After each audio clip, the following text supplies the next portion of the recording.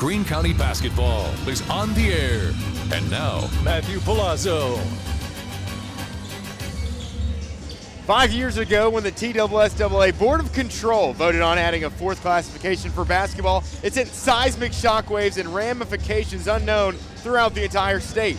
One of these ramifications was the abolition of the Blue Ridge Athletic Conference, or the BRAC, as it is more infamously known. And with the BRAC now extinct, the powers that be moved the establishment. They realigned the new districts, which pitted the three Greene County schools, Chuckey-Doak, South Greene, and West Greene, all together in the new District 1 Class 2A. Now, in the district's first year, just two other teams entered the fold, and that was Happy Valley from Elizabethton and Johnson County from Mountain City, Tennessee.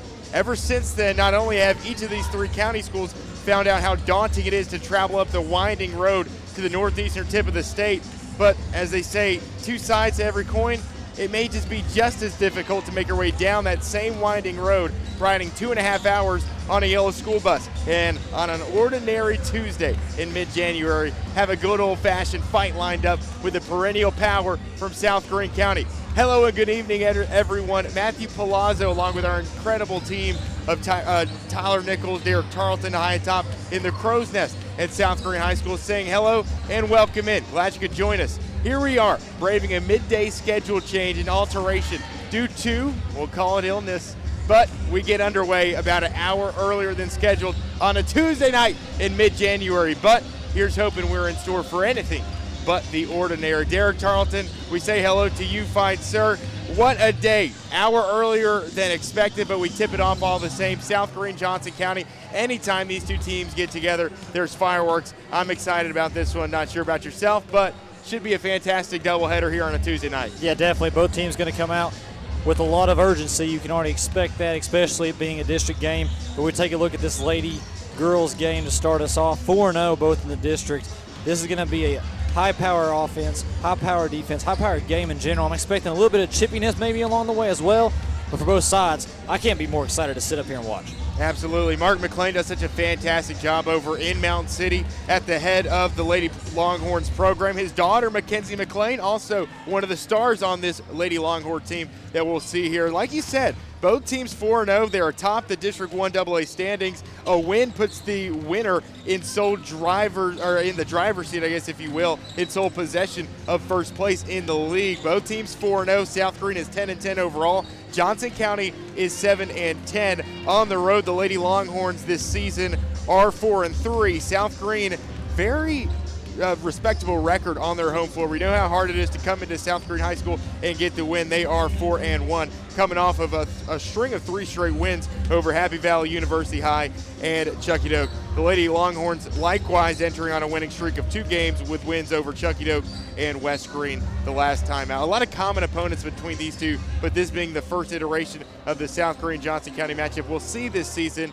Should be a lot of feeling each other out in the early stages, but a fun basketball game as the game transpires. Definitely. Every game you play, you're always going to have that little bit of filling out period. I expect that to be the first quarter. By the second quarter, I expect both teams, offensively and defensively, to set in, get to play their game plan, and I expect this game not to potentially get past 10 points each way. Well, we braved the illness, we braved the schedule change, but fortunately, we get tip-off, and lucky us, it's an hour earlier. It's South Greene, it's Johnson County, coming your way right after this short break on First Horizon Green Sports Zone. So why sit on the sidelines when you could be driving a brand new Chevrolet, GMC, or Cadillac from Bachman Bernard in Greenville? Choose from the Silverado, Sierra, Terrain, Acadia, Equinox, Trax, Trailblazer, or Blazer. And wrap yourself in elegance and style while driving a Cadillac, Lyric, or the best vehicle on the planet, the Cadillac Escalade. So don't stumble, bumble, and fumble your way with other dealers. If we don't have it, we'll get it. Make the short trip to Bachman Bernard Chevrolet GMC Cadillac in Greenville, where we will save you money. Tommie's Plumbing has been in business for 30 years, and we're still growing because we treat our customers like family. We are proud to do any job from kitchen faucet installation to a complete home repipe. Tommie's Plumbing offers warranties on most products installed by our technicians. When the job is done, our friendly professionals make sure to clean up. We invite you to visit our new showroom in Jonesboro to see our quality products for yourself. Tommie's is the only one to call when you need a fast, reliable, professional plumber in the Tri-Cities.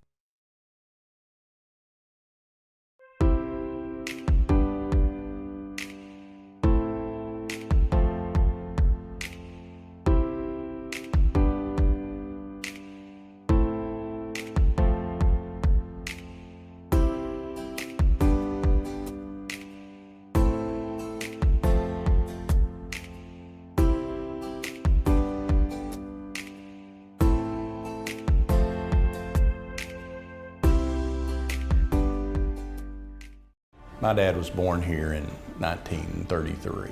The Terry family has been around East Tennessee since that time, almost 100 years now. Over the past 25 years of my career, I've had the opportunity to represent East Tennesseans all over the country. When we say, let our family help your family, we mean that. That is something we live by here at the Terry Law Firm.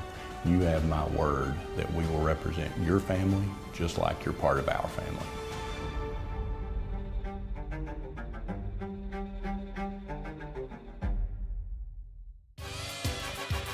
Greene County basketball is on the air. And now, Matthew Palazzo. And we welcome you back inside South Greene High School as we get ready for tip-off in game number 1 of our doubleheader here between the Lady Longhorns of Johnson County and the Lady Rebels of the homestanding South Greene High School basketball team. Game 1 of 2 that we'll play here this evening, getting started about an hour earlier than anticipated. Some fans starting to file in, or just beginning to start to file in. You can consider this your extended school program. We'll call it ESP on a Tuesday evening. Our starting lineup, first for the visitors, the Lady Longhorns from Mountain City. It'll be Mackenzie McLean, the coach's daughter, Ella Eisenhower, coming from that long-established line of Eisenhower siblings up in Mountain City. It'll be Abby Dickens at the guard position. Izzy Thompson and C.J. Lipford will bring up the Johnson County front court. And for South Greene, it'll be a senior-studded cast: Ari Hosey, Alexa Gabbard, Nevaeh Davis, along with Sam Birdwell and Courtney Bailey. Bailey coming off a 27-point performance against Chucky Doak. Opening tip is won by the Rebels, and Nevaeh Davis running the guard position will take it from left to right. The Lady Rebels in the home whites, Lady Rebels in maroon, written across the chest with the gray outline. Johnson County, the nice Nike kits in the road blacks, white numerals and lettering with the red trim. In the lane, it's Ari Hosey giving us our first points of the evening, 2-0, as South Greene jumps out to an early lead as the home team. From right to left, Johnson County will take it. McLean, the ball handler. A dish left corner, in drives Izzy Thompson. Nice feed around the arc. A corner three is taken and made. It's Ella Eisenhower to give the Lady Longhorns their first lead of the basketball game. They'll extend in the backcourt, apply some pressure to the South Greene team, and abruptly, Sam Birdwell was met on the wing by Johnson County and Izzy Thompson. First personal foul, first team foul of our evening here on a Tuesday night. Not only this game, but also a few others on your agenda, on your radar. Volunteer traveling to Hal Henner Gym tonight to take on the Greenville Green Devils. Coverage on 99.5 FM WGRV. South Greene basketball coming out of the foul. Driving in and a kick to Birdwell. Short corner jumper is off the mark.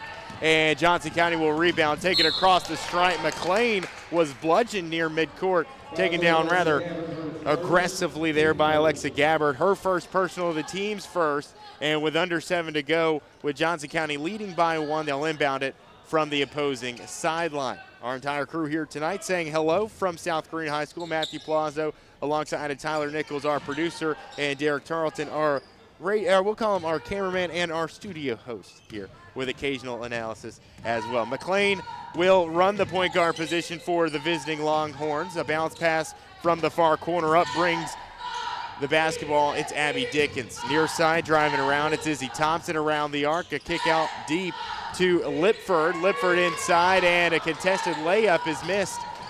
Good contest from behind there as Eisenhower can't hold on to it, and up court go the Lady Rebels. Deflected out of bounds. They'll hold on to it. If you remember, this matchup last season was the one that brought us possibly the game of the year in District 1-2A. It was a 3-overtime thriller in Mountain City. It was one in which the Lady Longhorns eventually won. More on that in just a moment.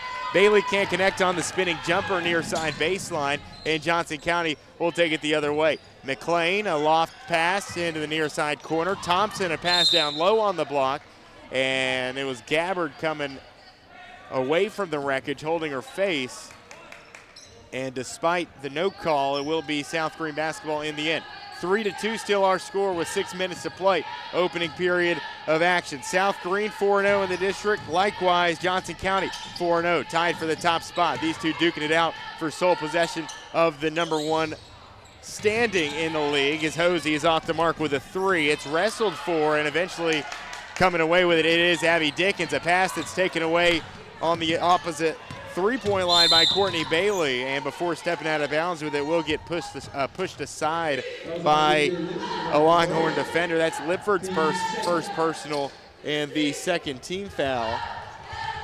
And it will keep us on the baseline. An inbound pass will go to Birdwell as she will set up the Lady Rebel half-court offense. Birdwell directing traffic. We saw her in that point guard position quite often, actually, in last Friday's win over the Chuggadoke Black Knights. Davis with it on the foul line. She'll retreat out, try a three-pointer, and it's off the square right side.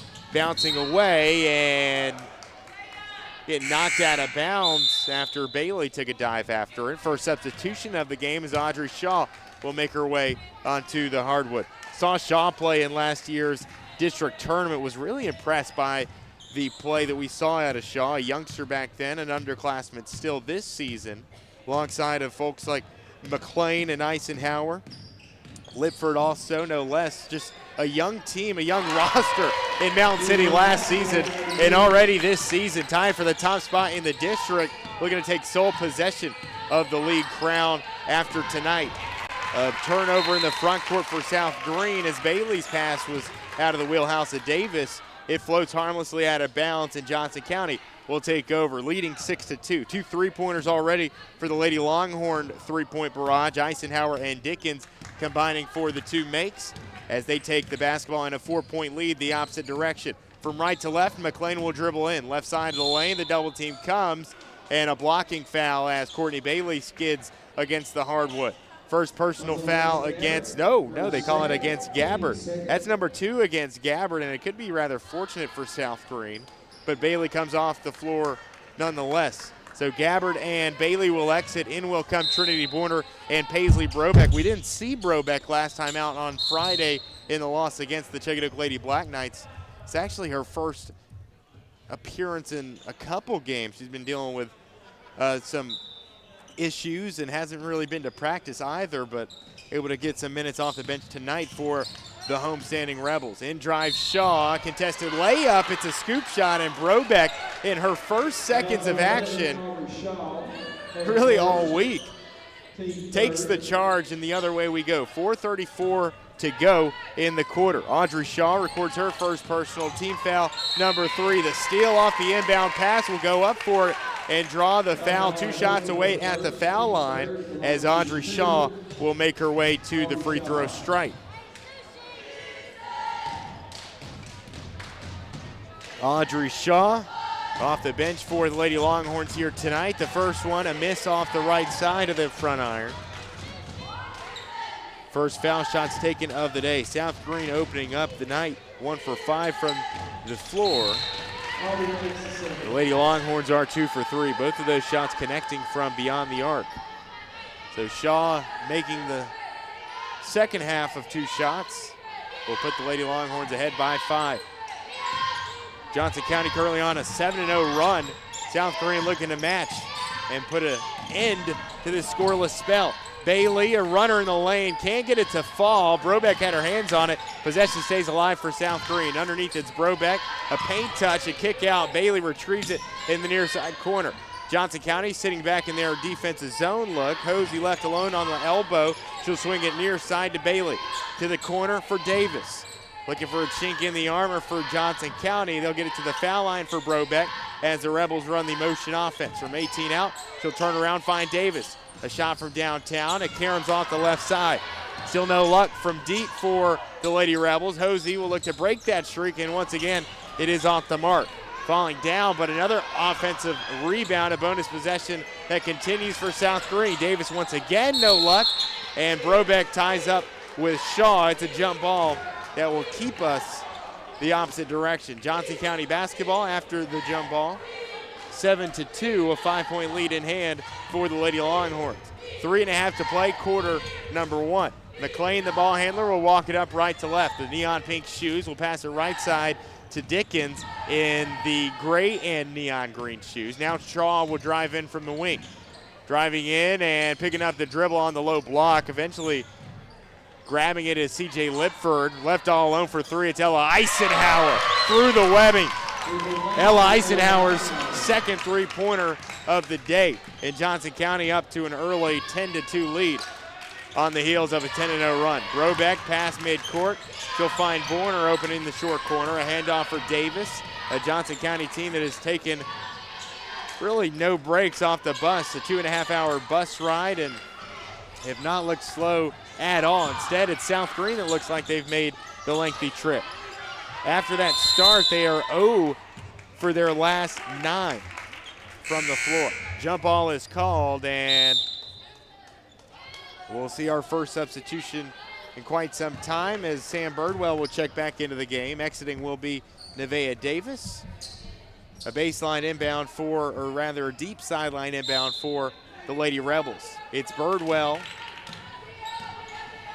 Bailey, Brobeck, Borner, and Hosey. A lot of B's as Bailey steps aside. The long two, banks in, sorely needed shot for the Lady Rebels. First points in over 6 minutes, and it's Bailey's first points of the ball game. They had their first points 30 seconds in, and that officially is, well, a 5-minute spell of offense.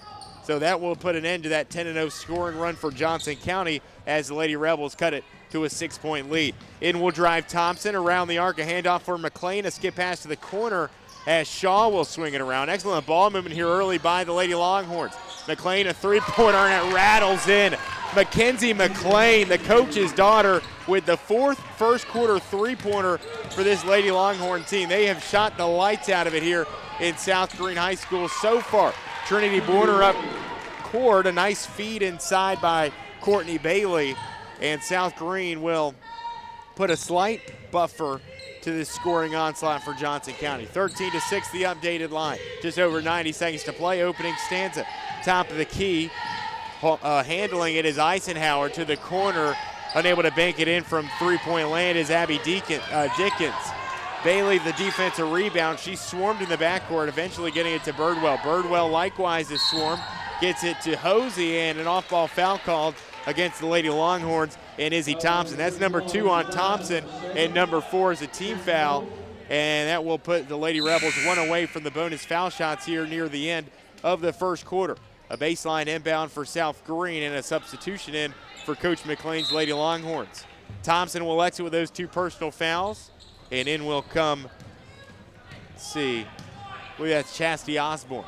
South Greene basketball with 1:05 remaining in the first period. Miraculously, despite a 5-minute scoring spell, the Lady Rebels within 7. Hosey handles it, driving in, the paint touch, lost the dribble, and it scatters out of bounds off a Lady Longhorn last. It will be South Greene basketball in the end. So they've been able to survive this quarter up until this point. A couple of scares, a couple of lengthy scoring droughts, an 0 for 10 shooting spell, but somehow still within striking distance. If you asked Coach Greg beforehand if his team were to give up a 10-0 run at the start of the game, they'd still be in it at the end of the first quarter. I think he'd probably be pretty pleased. Ari Hosey, we saw her go on that scoring stretch in the third quarter of that Chuckadoke game on Friday night. She has 2 more points, and that pulls the home team within 5. 25 seconds to play in the quarter. Far side, it's Dickens. A skip pass near side wing for Eisenhower. She'll work in a lofty pass to the right side for Dickens. Back to McLean, the 2 exchange it. And these 2 just continue to just rifle passes in and out of the South Greene defense. McLean, the ball handler, she'll cut right to the cup, lay it in, it's too short. McLean, unfortunate in a second to go. Bailey pulls up to beat the buzzer, and it's just short as it kicks off the front iron. We played 1 here from South Greene. Your score as we head to the second. Johnson County 13, South Greene 8, as you listen to the Bachman Bernard Game of the Week presented by Tommie's Plumbing.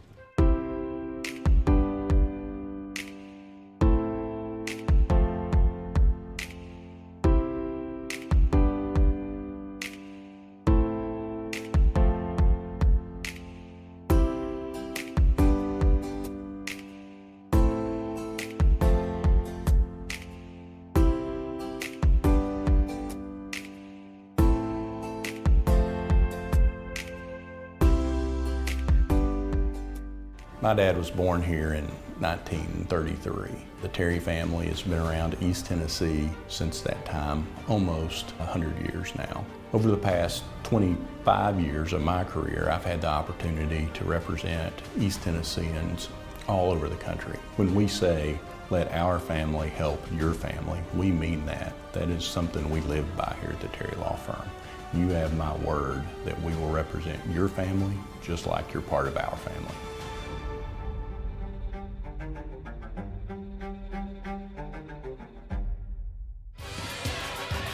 Greene County basketball is on the air. And now, Matthew Palazzo.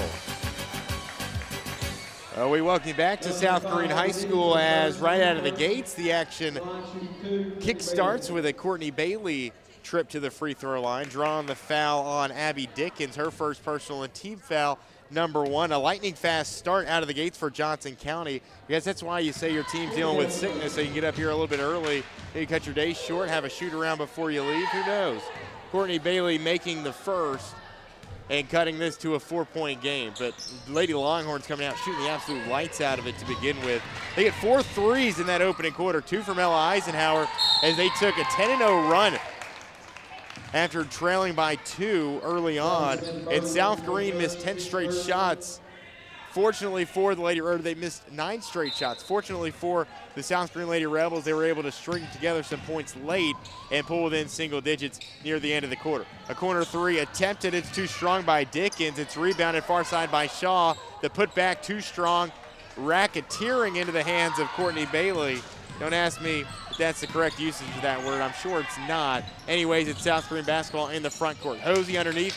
Brobeck going to work. Defender to her back and drawing the foul in the end against the Lady Longhorns. That will go against Chastity Osborne for her first personal. And team foul number 2. So with 7:18 to go, opening quarter, it will, or opening half rather, it will send Paisley Brobeck to the free throw line. A reminder, we will play 2 here tonight in South Greene High School. Some South Greene faithful begin to file in.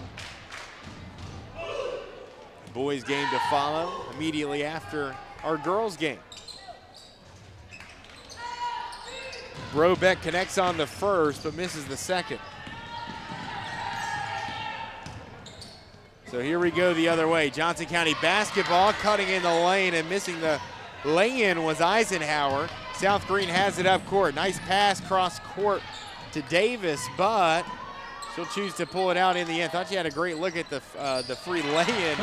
We'll pass up the opportunity. It's Paisley Brobeck fitting one in from the left elbow. Nicely done on the 15-foot jumper. 13-2, or 13-12. It was a 10-2 Johnson County lead, and all of a sudden South Greene has forced another turnover, and they are a free throw away from tying this one up. Courtney Bailey driving in, attracting the contact from Mackenzie McLean. McLean, who started that opening quarter with a 3-pointer herself. This time it sends Courtney Bailey to the free throw line. She'll miss the first, where she's 1 for 3. The Rebels overall 2 for 5 here in the second quarter at the charity stripe already. The second one up by Bailey, and it'll rim twice and in. Tie ball game, 13-all with 6:37 to play in our first half. Johnson County will take it right to left in transition. Driving is Audrey Shaw, a little bit too strong of a dribble, kicked out of her hands as she lost control. Birdwell regains possession and has it stripped away by Shaw. It heads out of bounds. And Coach McLean of Johnson County wants a timeout. We'll take one with him, return in 30 seconds. We're all tied up at 13 apiece.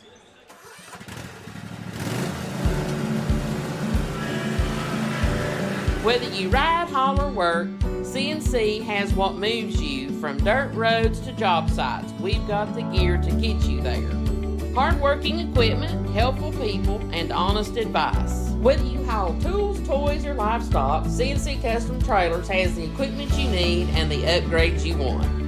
CNC Custom Trailers, where you're more than just a customer, you're a neighbor. Greene County basketball is on the air. And now, Matthew Palazzo. Well, despite giving up a 10-0 run in the early first quarter, South Greene has tied it up at 13-all with 6:15 to play in quarter number 2. Rebel basketball coming out of the break, forcing a timeout out of Coach McLean for the Lady Longhorns. Birdwell's runner is off the mark. Offensive rebound, putback won't go for Bailey. And a few bodies hit the floor. It will go against Ari Hosey, her second team foul, number 2 as well. I guess the one bugaboo for this Lady Rebel team these last few weeks has been the foul trouble that their seniors have gotten into early in games. When Bailey, when Hosey, Brobeck, or Birdwell have gotten into foul trouble, you've had to spend long strings of games without those players on the floor. Those are your leaders. Those are your veterans with the most varsity experience. When you've played without them, I think that's when your team has shown the most vulnerability. It's a turnover here from Johnson County, and South Greene will take over after the mistake. A chance to take the lead right back. They haven't had the lead since they led 2-0 in the opening minute of the basketball game. Birdwell working quickly, looking to get one off the glass, but it's too strong. Borner unable to snatch down the offensive board, and so Johnson County will take over. Reminder, these two are the top teams in District 1 2A, both the 4-0 mark on the season. West Greene is second in line with that 2-2 district record, and we have a 10-second violation in the backcourt. Johnson County unable to get it across, and so Johnson County will turn it over. Possession, Lady Rebels, with Bailey, Brobeck, Borner, Davis, and Birdwell, the 5 on the floor for the Lady Rebels. Davis near side wing, up top to Birdwell. Around the arc they go to Borner. Between the rings goes Birdwell, looking for a crease, a swing right side to Davis. To the corner, a cutter in Brobeck, a step aside. They'll find an open Davis for 3, but no, it rims out. Bailey has been excellent on the offensive glass. She'll snatch another one, but the offensive putback will go to Paisley Brobeck. At first you don't succeed, try and try again. What a string of rebounds there by Birdwell, or by Bailey and Brobeck. It ultimately ends up in 2, and South Greene has the lead back at 15-13. Reminder, Johnson County led 10-2 at one point, and since then it's been a 13-3 run for the home team. McLean driving, athletic finish, and she got it to go somehow. Mackenzie McLean, she is a special talent. 15 all, we're tied up once again with under 5 to play here in this first half. Bailey thought about it, reconsidered, and will hop step just far enough to warrant the foul, the travel called. It is a correct call. We saw her light up the nets this past Friday night. That 21-point second half against Chucky Doak. Just a possessed effort to distance the Lady Rebels after they were trailing after 1 against Chucky Doak. Lipford can't connect on the other end. South Greene will look to take the lead back. Birdwell to Bailey, now to Davis. A right elbow jumper that's banked and then just rims out. A steal on the baseline by Dickens. And Johnson County will have it. Nearly lost it. Shaw, a full court pass. Looking up court for Lipford, and it's just out of her wheelhouse. It's turned over, and South Greene again fortunate for the takeaway. Deadlocked at 15, 4:08 to go until intermission. Neither team really able to get a leg up when they've gotten the lead back or have established a lead, at least to this point. Brobeck near side. Birdwell going to try her luck from long range and will miss off the left iron. Borner wraps up Shaw from behind, and so it will be another foul call against the Lady Rebels. This one time against Trinity Borner, her first, and team foul number 3. Both of these squads with 3 team fouls apiece here in the second period. We played halfway through this second quarter, still a 15-15 ball game. What started as a offensive slugfest in favor of the Lady Longhorns has turned into a defensive battle. And I say that, and Audrey Shaw fights through contact, puts it up and in off the glass, and will have a chance to tack on one more. The foul goes against South Greene's Courtney Bailey. That's Shaw's first bucket from the floor here tonight. And it will give Johnson County the lead back. The and one off the mark. Rebound pulled in by Brobeck. Johnson County slow getting back. South Greene with some numbers. Madison Fillers into the game for the first time. The sophomore off the bench for South Greene. The first sophomore, really the first non-senior that we will see, really the only non-senior we will see all night. Three-pointer top of the key, Eisenhower, and it's good. Ella Eisenhower for the 3rd time from long range. And Johnson County has taken a 5-0 run, really a 7-0 run after trailing 15-13. Bailey cutting through the lane, has it knocked free, and a foul called against C.J. Lipford of Johnson County. That's number 2 for Lipford, team foul number 4, so both of these teams in the bonus for the rest of the half. 3:13 remaining as Bailey set to throw it in. Kicks it to Brobeck, near side corner, a long 2 is taken by Paisley Brobeck, and that will stop the bleeding for South Greene. 6-point quarter for Brobeck. Check that, a 7-point frame for Paisley, and the Lady Rebels pull within 3. McLean, near side wing, exchanges it with Shaw. Across the arc, the Lady Longhorns go. Far side corner, a 3 taken by Abby Dickens, and it just rims out. My goodness. That one hugged the orange iron for quite some time, and eventually will fall out in favor of the Lady Rebels, who take over. Under 3 to go, first half action, 20-17. A low-scoring affair between the top 2 teams in District 1 2A. No surprise, really, coming in. Johnson County, a team that averages just north of 40 points per game. South Greene, a team that doesn't reach 50 all that often. But in this win streak, the last 2 games, they've reached 62 and 52. And that win against Happy Valley, 48, so 2 shy from 50. You'd like to figure a higher scoring game favors the Lady Rebels, and a lower scoring game favors the road team, especially when they're shooting the 3 ball like they are here tonight. McLean is fouled right before she crosses the maroon midcourt stripe, and a foul against South Greene, and I'm not sure who the foul was called against. I believe it's going against Paisley Brobeck here, and so it'll send McLean to the foul line to shoot the bonus foul shots. Derek, what do you make of this game early on here? I mean, it's just been back and forth throughout. Yeah, it's definitely just been a more defensive battle, and it feels like a lot of these offenses is really just pressing too much. They understood what was going to be taking place throughout this entire game, and they're pressing a lot. I expect in the second half for both teams to kind of slow it down and play their game. Derek Charlton, Tyler Nichols, part of our incredible crew here tonight on a Tuesday. We'll check back in with Derek coming up at the halftime break, as he'll sit down with the first half statistics and some other games that should be on your radar here tonight. Some other schedule changes also in Region 1, as we found out today. The upcoming schedule of snow, I guess you could say, in Greenville and Greene County, or some parts of it, calling for 68 inches. No, not 68 inches, 6 to 8 inches at some point this weekend. We'll talk about it coming up at the halftime report. Paisley Brobeck unfortunately missed it on the first go-around, but Bailey in the right place at the right time for the follow-up, and it's a 3-point game once again. Shaw, a 3-pointer, long-range 3 off the mark. Borner, the backside rebound, and McLean goes down viciously, helped up by Bailey in the end. It is a foul against Mackenzie McLean for the second time. Team foul number 5, so it sends Borner to the free throw line to shoot the bonus foul shots. So quite the swing in the latter half of that first quarter, and of course the entire second quarter has been pretty nip and tuck between these two. Borner can't connect on the first foul shot. But what more would you expect from 2 teams undefeated in league play to this point? They'll play for another time, and just as fate would have it, it's actually the season finale for Johnson County, Friday, February 6th, when these 2 teams will meet again. And how poetic, I could think, if this were to be the first of our 2 installments we'll see this season, and that second one determines the conference champion and who gets the 1 seed in the District 1 2A tournament that begins on February 16th. I mean, that would just be absolute fanfare. And up in Mountain City, no less. This could be incredible if this one pans out like it could.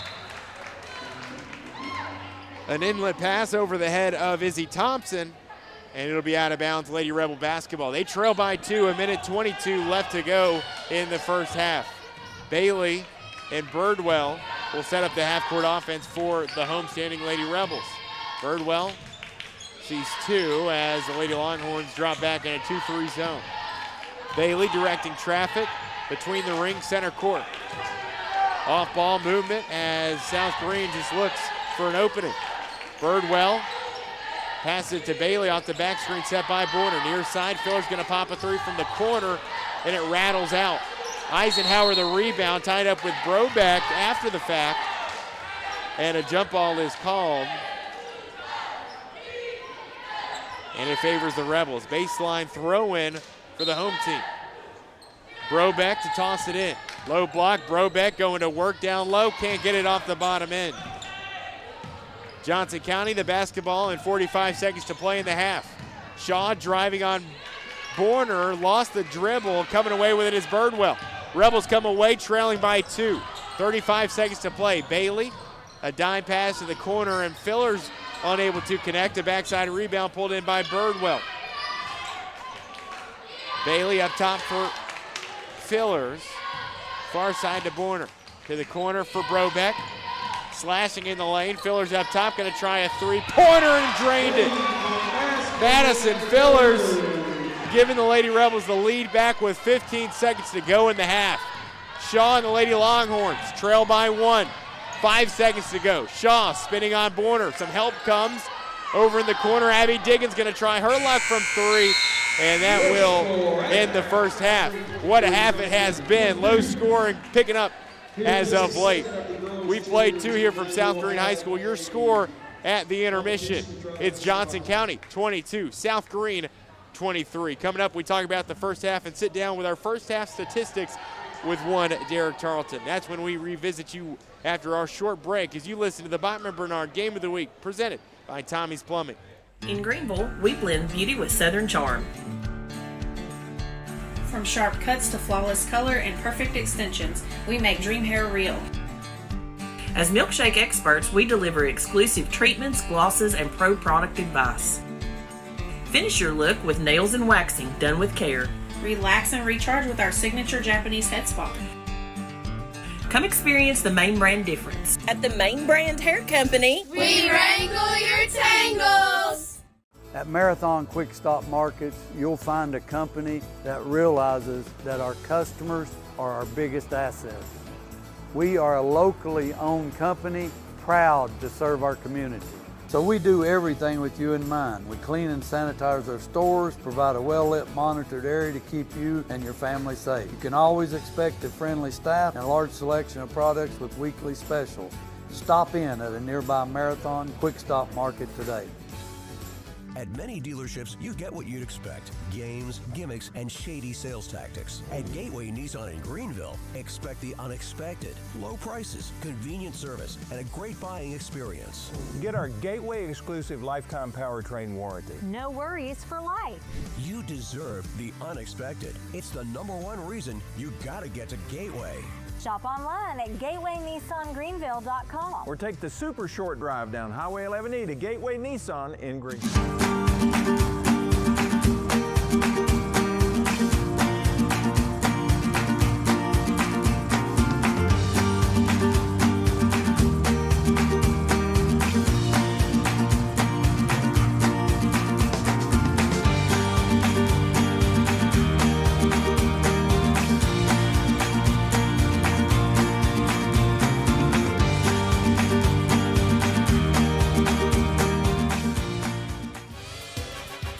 Greene County basketball is on the air.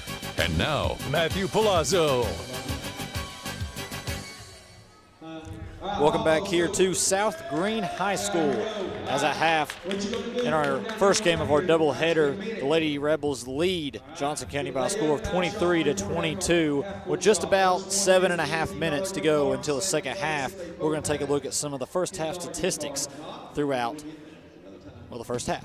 So Johnson County Lady Longhorns, for them, they shot 7 of 17 from the field, which is 41%, and 3 of 5 from the free throw line. In the first quarter, they was on a rampage, scoring 13 points, shooting 4 of 7 from the field and 1 of 2 from the free throw line. But in the second quarter, they kind of slowed down a little bit. Lady Rebels defense was able to play a lot better and be able to keep a check on the Lady Longhorns. They only shot 3 of 10 from the field and 2 of 3 from the free throw line. The leading scorer for the Lady Longhorns was Ella with 9, and they also had McLean with 7, Dickens with 3, and Shaw with 3 as well.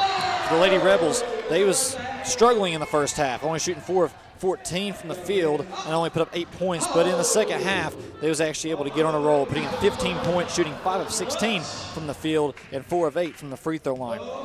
They shot a total of 9 of 30 from the field, which is 30%. They definitely would like to increase that coming out in the second half, and 4 of 8 from the free throw line, which gives them a total of 23 points as they lead here by 1. over Johnson County. For South Greene, Hosey had 4. Courtney Bailey had 6. Borner had 3. Fillers had 3. And Paisley Brobeck was the leading scorer with 7 points. When we come back, we're going to talk about some of the schedule changes we had throughout the week due to snow. And, man, I hope it's not 68 inches like Matthew said. When we come back here on the First Horizon Green Sports Zone. At Food City, we make it easy for you to shop your way. Order online and pick it up curbside. Or have it delivered straight to your door with Instacart or DoorDash. Nobody does food like Food City. And now, get it straight from our doors to yours. Value every day, Food City.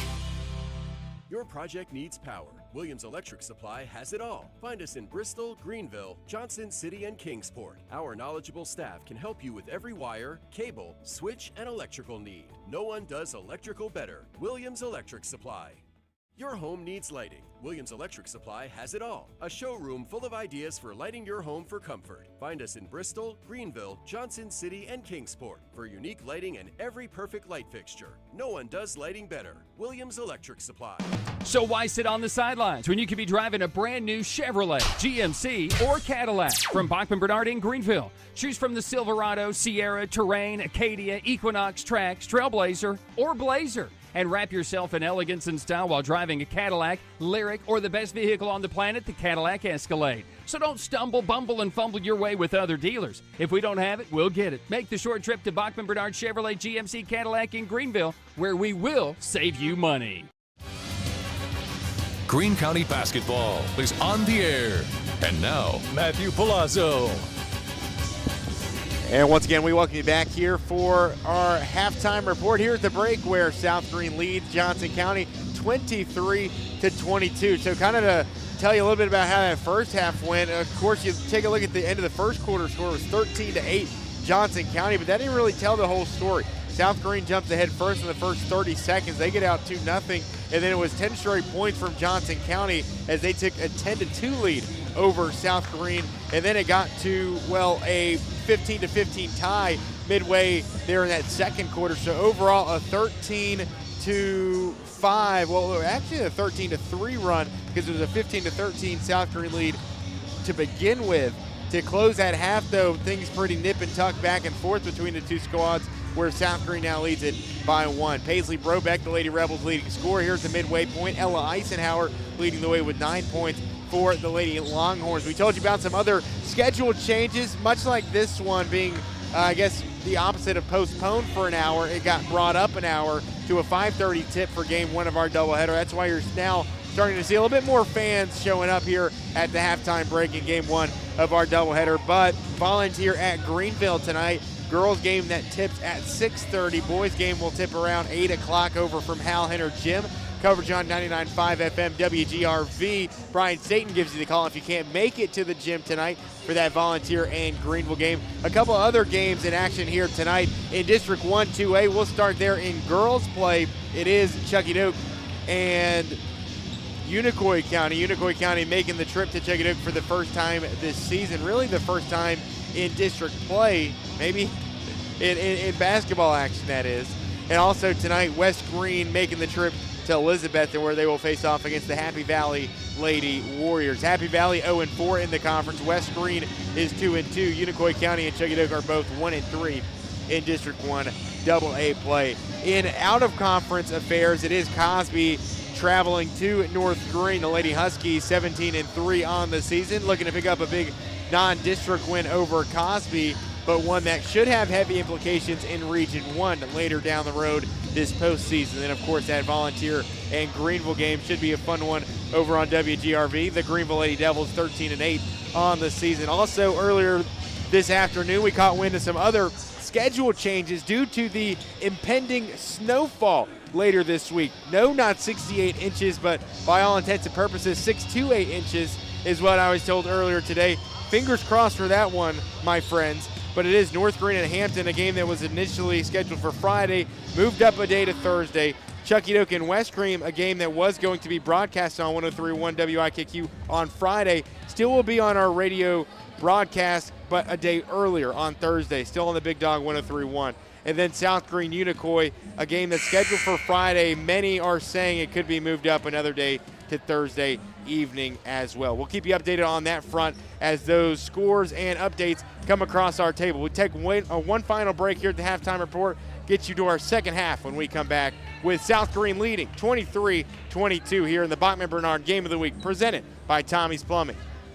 So why sit on the sidelines when you could be driving a brand new Chevrolet, GMC, or Cadillac from Bachman Bernard in Greenville? Choose from the Silverado, Sierra, Terrain, Acadia, Equinox, Trax, Trailblazer, or Blazer. And wrap yourself in elegance and style while driving a Cadillac, Lyric, or the best vehicle on the planet, the Cadillac Escalade. So don't stumble, bumble, and fumble your way with other dealers. If we don't have it, we'll get it. Make the short trip to Bachman Bernard Chevrolet GMC Cadillac in Greenville, where we will save you money. Greene County basketball is on the air. And now, Matthew Palazzo. Well, let's start the second half, shall we? South Greene 23, Johnson County 22. The team from Mountain City making the 2.5-hour bus ride down to little old South Greene County. Two of the top teams in District 1 AA. Both teams 4-0, undefeated in league play, but one will suffer its first defeat of the season in district play after tonight. We'll see who it is. 16 minutes of basketball to determine the victor. Ari Hosey will miss the game's or the second half's first attempt, and Johnson County will have his first chance at points as we head the other way. Bringing it around is Dickens, a kick to the corner as in drives Izzy Thompson. McLean near side for the hot shooting Abby Dickens, and this one caroms off to the right, rebounded by Lipford, and bonus possession underway for Johnson County. Gabbard back on the floor to start the second half for South Greene, along with Nevaeh Davis back out there after some foul trouble in the first half. A foul called on the aforementioned Davis before Johnson County can reach across midcourt. That's the first foul on Nevaeh Davis here in this third quarter. Team foul number 1 as well. Along with those two, Gabbard and Davis, it is Hosey, Bailey, and Birdwell. For Johnson County, it will be Dickens, Eisenhower, McLean, Thompson, and Lipford. The same five that started the game, and it is a backcourt violation, so it seems affecting Johnson County. A turnover, Lady Longhorns, possession for the Lady Rebels. Birdwell will handle it, garnering the left knee brace. A minute into this second half. Backdoor cut by Bailey off the right side of the window, can't connect.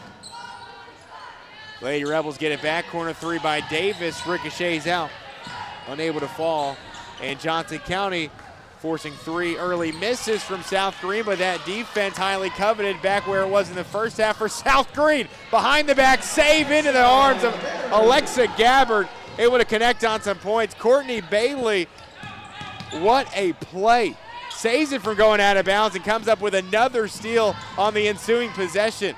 No look pass to the corner for Hosey. Bailey left alone at the top of the key and just can't get it to fall as it bounces around and into the hands for Hosey for a moment, but eventually into McLean's, and Johnson County will take over. What a possession, what a exchange. Timeout, Coach McLean will take a swift exit as well. With 6:09 remaining in the third, it's South Greene leading by 3. Tommie's Plumbing has been in business for 30 years, and we're still growing because we treat our customers like family. We are proud to do any job from kitchen faucet installation to a complete home repipe. Tommie's Plumbing offers warranties on most products installed by our technicians. When the job is done, our friendly professionals make sure to clean up. We invite you to visit our new showroom in Jonesboro to see our quality products for yourself. Tommie's is the only one to call when you need a fast, reliable, professional plumber in the Tri-Cities. Greene County basketball is on the air. And now, Matthew Palazzo. 25-22 the score as we welcome you back to South Greene High School. A lower scoring game through one half, much like the national championship was last night, as Indiana wins its first ever in program history. Ellen Eisenhower gets into double figures for the first time here tonight. Our first scorer to do so, with Eisenhower leading the way for the Lady Longhorns with those 11 points, brings Johnson County within 1 point, 25-24 our score with 5:50 to play. Out of the break called timeout by Coach McLean, his second of the ball game, and it will be Johnson County basketball off the sideline inbound. Lidford is trapped, and it bounces around still. The turnovers have just been back and forth here. Eurostep, Bailey, nicely done. Soft kiss off the glass, and Bailey has her 8th point of the basketball game. 27-24. South Greene, even though they've given up the lead, continue to just do all that they can, really do all that they need to stay ahead at times. And Shaw will check back in for Johnson County, as well as Brobeck for South Greene. Baseline toss in for Johnson County. I'll give you $20 if you can guess the county they reign from in Northeast Tennessee. I'll give you a hint, it is in their name. Shaw can't connect on the three-pointer. Coincidentally, South Greene's county is also in its name. In the backcourt, South Greene will work it up. Birdwell and Bailey across the stripe. Oh, pass almost slipped away, but Brobeck corrals it. Birdwell other end, a corner three by Hosey, and it rims out. Birdwell offensive rebound, putback won't go. Brobeck the offensive rebound. Putback is interrupted by a foul called in the corner.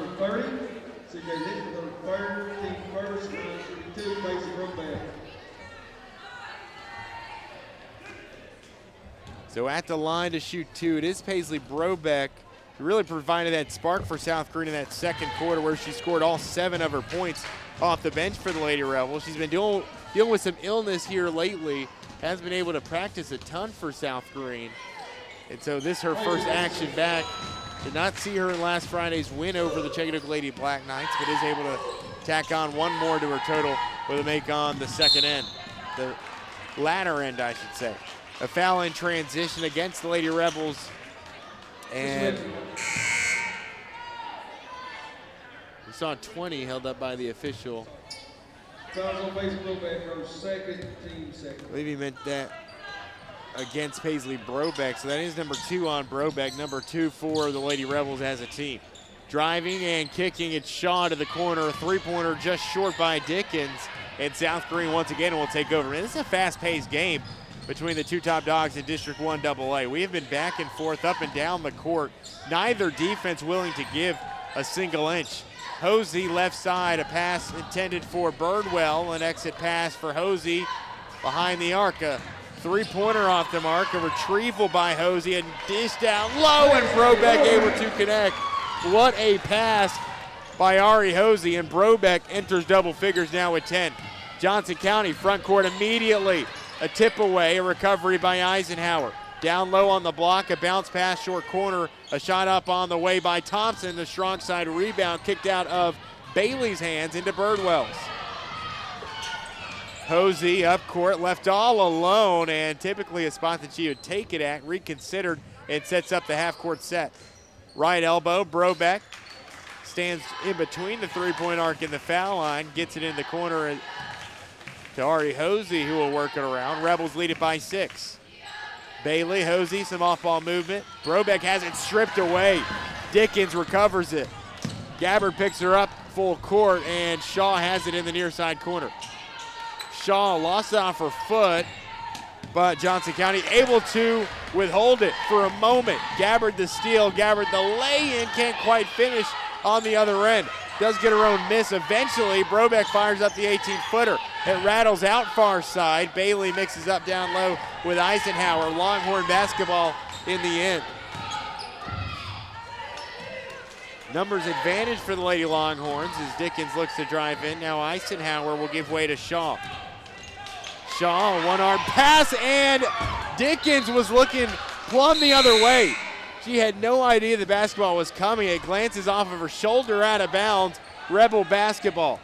30-24, the updated score, with no team really gaining any momentum this past minute and a half span. A full court pass by Bailey up to Birdwell.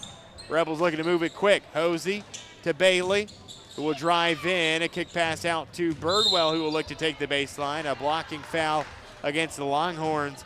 And Dickens, who still seems a little upset about that rocket of a pass without her looking. That's number 2 on Dickens, number 2 on the Longhorns here in quarter number 3. Under 3 to play in the third as well. A walk called on Brobeck, another turnover, this time for the home team. We go the other way from left to right, Johnson County basketball.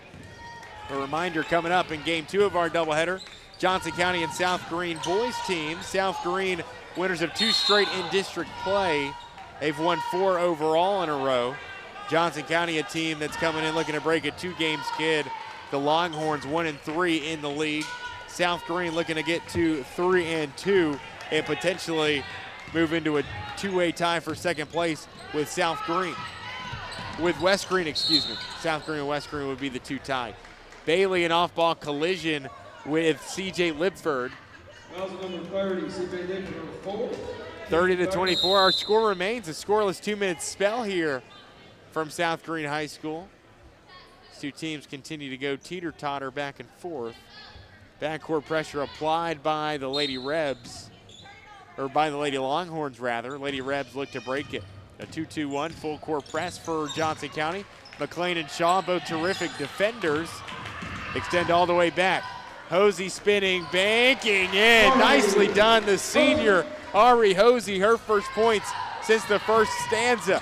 32-24, and South Greene leads it by its largest margin of the night. Looking to add on more. Brobeck's shot is swatted in the maroon padding along the baseline, and Reagan Arwood will make her first appearance of the evening.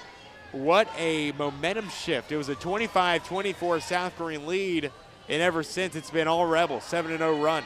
Johnson County really can't just can't put the lid off the basket, it seems, here in the late third quarter. Arwood to throw it in. Birdwell off the inbound pass. 2 Longhorns reach out to meet her. Hosey back to Birdwell. They get it to Brobeck on the elbow. Hosey all alone, top of the key, and a 3 that ricochets off the back iron, won't go. Shaw the rebound. Numbers for the Longhorns. Left-handed scoop shot is too strong. Kicks off of McLean's hands last, and that is how we will head the other way. 32-24 with Trinity Boyner checking back into the basketball game. Paisley Brobeck will earn a much-deserved rest on the South Greene Pine. Bailey across midcourt, driving, a no-look dish to Boyner on the block, back to Hosey. 15-footer drifting away, and it ricochets out far side. Arwood put back is good. Reagan Arwood, immediate impact into the ball game for South Greene. After the Boyner miss, it was Arwood able to put it up and in to give South Greene its first double-digit lead of the night. Birdwell can't quite reel that one in. So instead of a Johnson County takeaway, it'll be a Johnson County inbound, or a turnover rather. Shaw 3, rims over and out. A tip out as Hosey had her hands on it.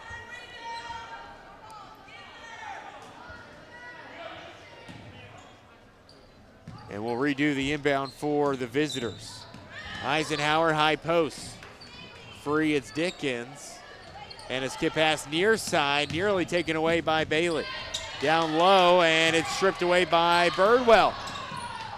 Hosey wasn't looking for it, and Johnson County fortunate to get it back before it rolled back court. Shaw with the left-hand dribble has it kicked away from behind, and with 37 seconds left to play in the quarter, Johnson County still looking for their first points in over 3 minutes. From the corner off the inbound, Osborne drives in, and that's how you get it. Chastity Osborne, tough earn 2 falling away, brings it to an 8-point ball game. Birdwell is fouled before crossing half court. And Shaw is called for her second. Team foul number 4. It'll prevent the Rebels from shooting the bonus foul shots. But the ball will stay in their hands. Hosey, Bailey, alongside of Birdwell, Arwood, and Boyner to end the quarter for South Greene. 20 seconds to play in the period. Bailey across as she and Hosey look to kill some clock. 10 seconds remain in the frame. Hosey is trapped by McLean, gets it back to Bailey. Bailey driving with under 5 to go.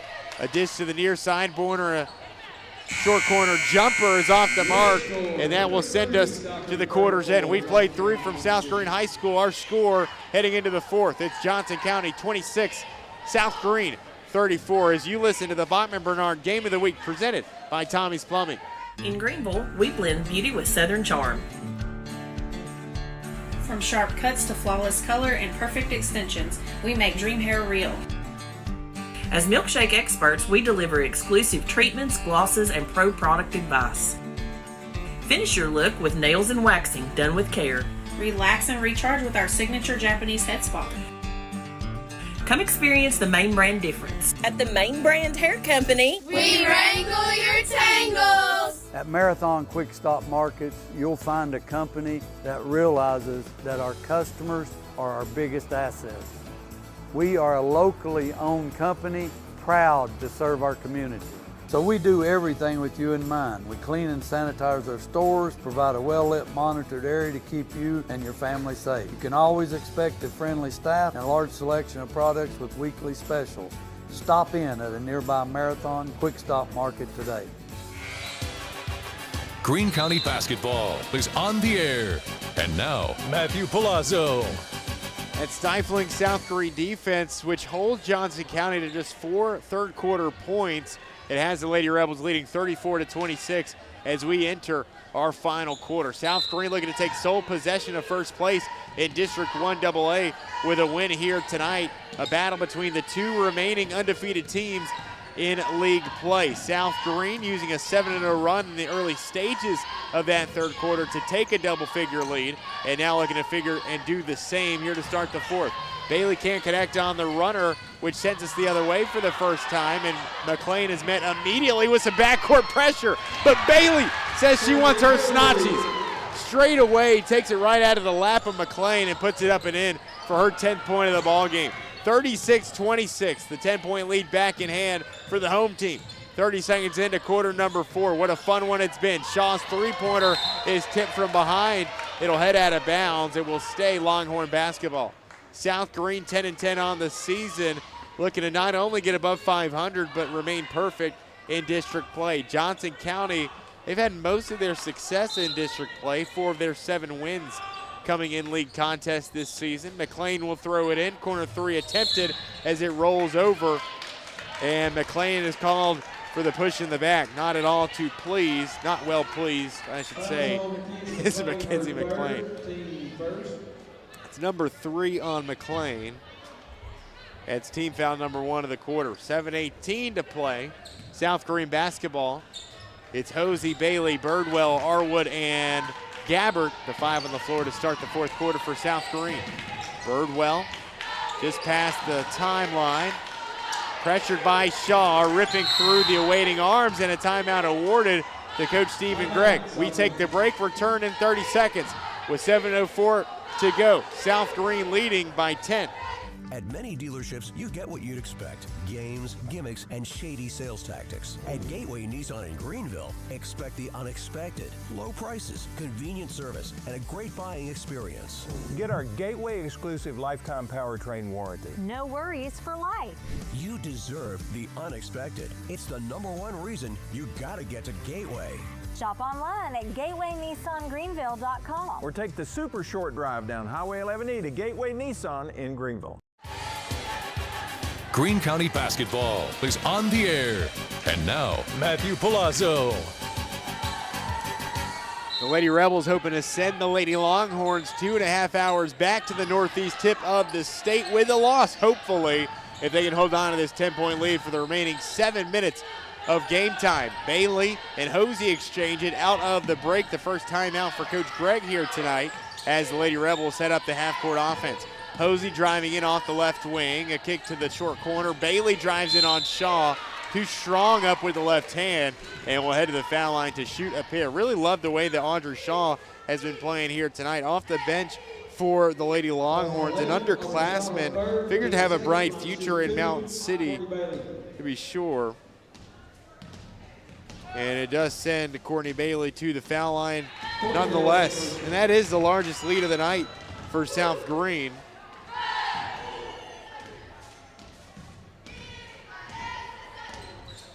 Bailey 2 for 2 on her trip.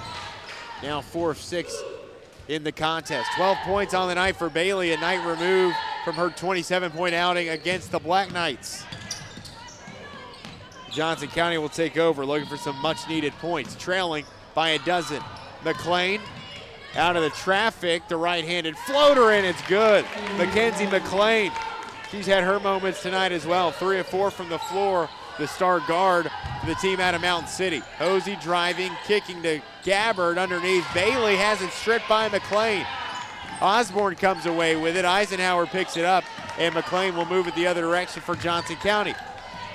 Dickens to the corner, driving in at Shaw, and the heavy contact will send her to the free throw line. Derek, you hate to think this way, but if you're South Greene, you're worried at all with this young Johnson County team, not really in foul trouble, able to make a late surge here to end the game. Yeah, you definitely do. You just got to make sure you stay disciplined and play the defense like you have the whole game. So far, they've not sent them to the free throw line that much. That third quarter really showed how good their defense can be. They just need to continue to bounce off the third quarter and not go back to how they played the first quarter. Well, Shaw makes the first here. We'll check in with Derek here momentarily as Shaw connects on the second.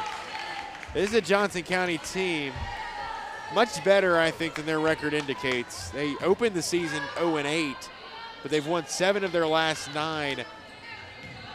I guess through early December, they've been pretty fantastic. Got their first win of the season on the 9th of December.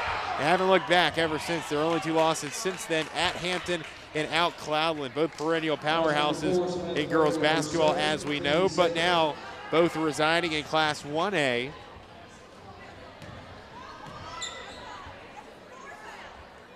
McLean will inbound it after the deflection out of bounds. Three-pointer attempted by Osborne, high arcing, and it's well short into the hands of Birdwell, who skies up for the rebound. Rebels looking to stave off a late upset bid with Bailey driving in from the baseline. Brobeck has it on the foul line. This is a catch-and-shoot type South Greene team. They are always looking to turn their head immediately off of the catch-and-shoot, or the catch, really. And Hosey off the dribble finishes in with the left hand. Hosey, a quiet 8 points here tonight. She's been fantastic in moments for the Rebels, who take back the 10-point lead. Bailey and Birdwell get the steal.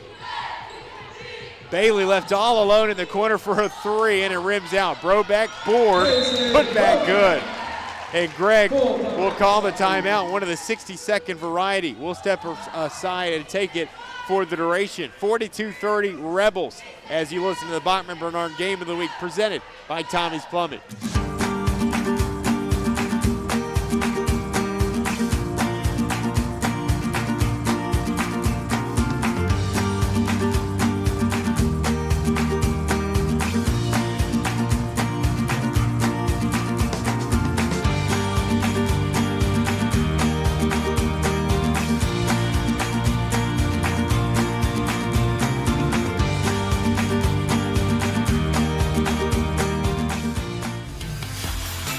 At Food City, we make it easy for you to shop your way. Order online and pick it up curbside, or have it delivered straight to your door with Instacart or DoorDash. Nobody does food like Food City. And now get it straight from our doors to yours.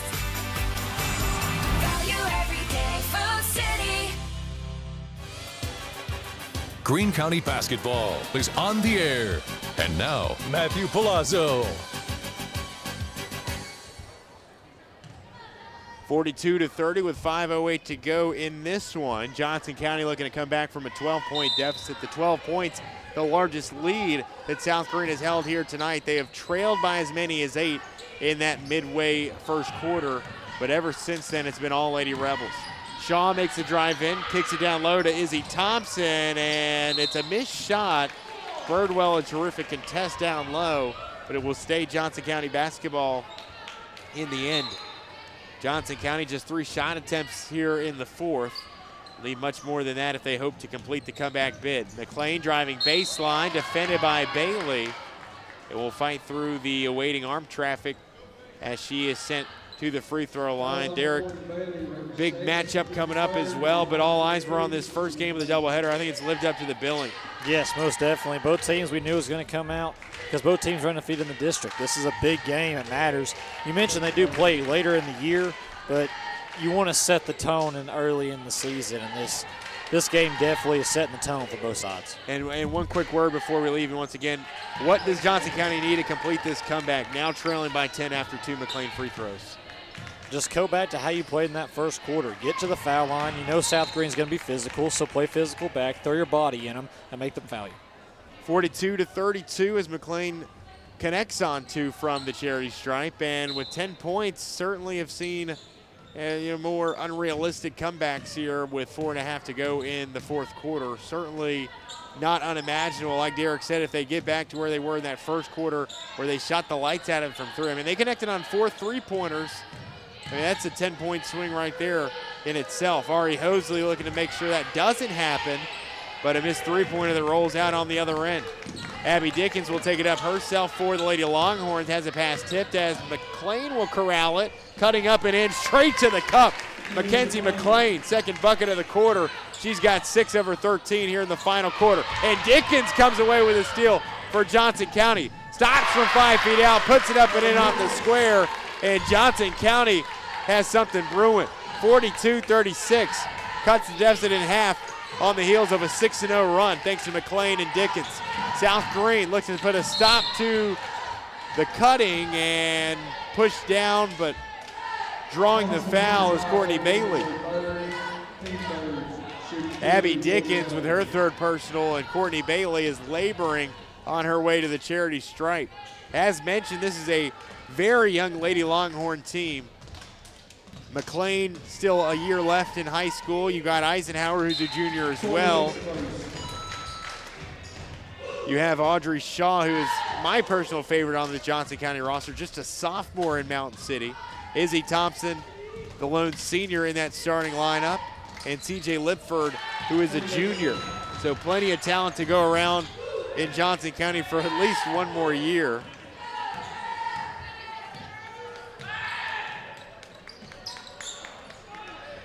Three-pointer by Abby Dickens, and high arcs off the miss, and the reverse lay-in off the putback. It's Audrey Shaw. Nicely done by the sophomore. South Greene holding firm, still ahead by 6. Paisley Brobeck stops, reverses, puts it up and in with the right hand. Paisley Brobeck, second bucket of the quarter, and she's got 14. 46-38, an 8-point lead in hand for the home team. Dickens to the elbow for Eisenhower. Through the arms of Brobeck, and drives Thompson out deep to Eisenhower. Back inside for Thompson, fouled as she went up for it. And that's Alexa Gabbard called for the offense. Number 3 on Gabbard, and team foul number 4. Could spell trouble for the Lady Rebels, as one more will put Johnson County in the bonus for the remainder.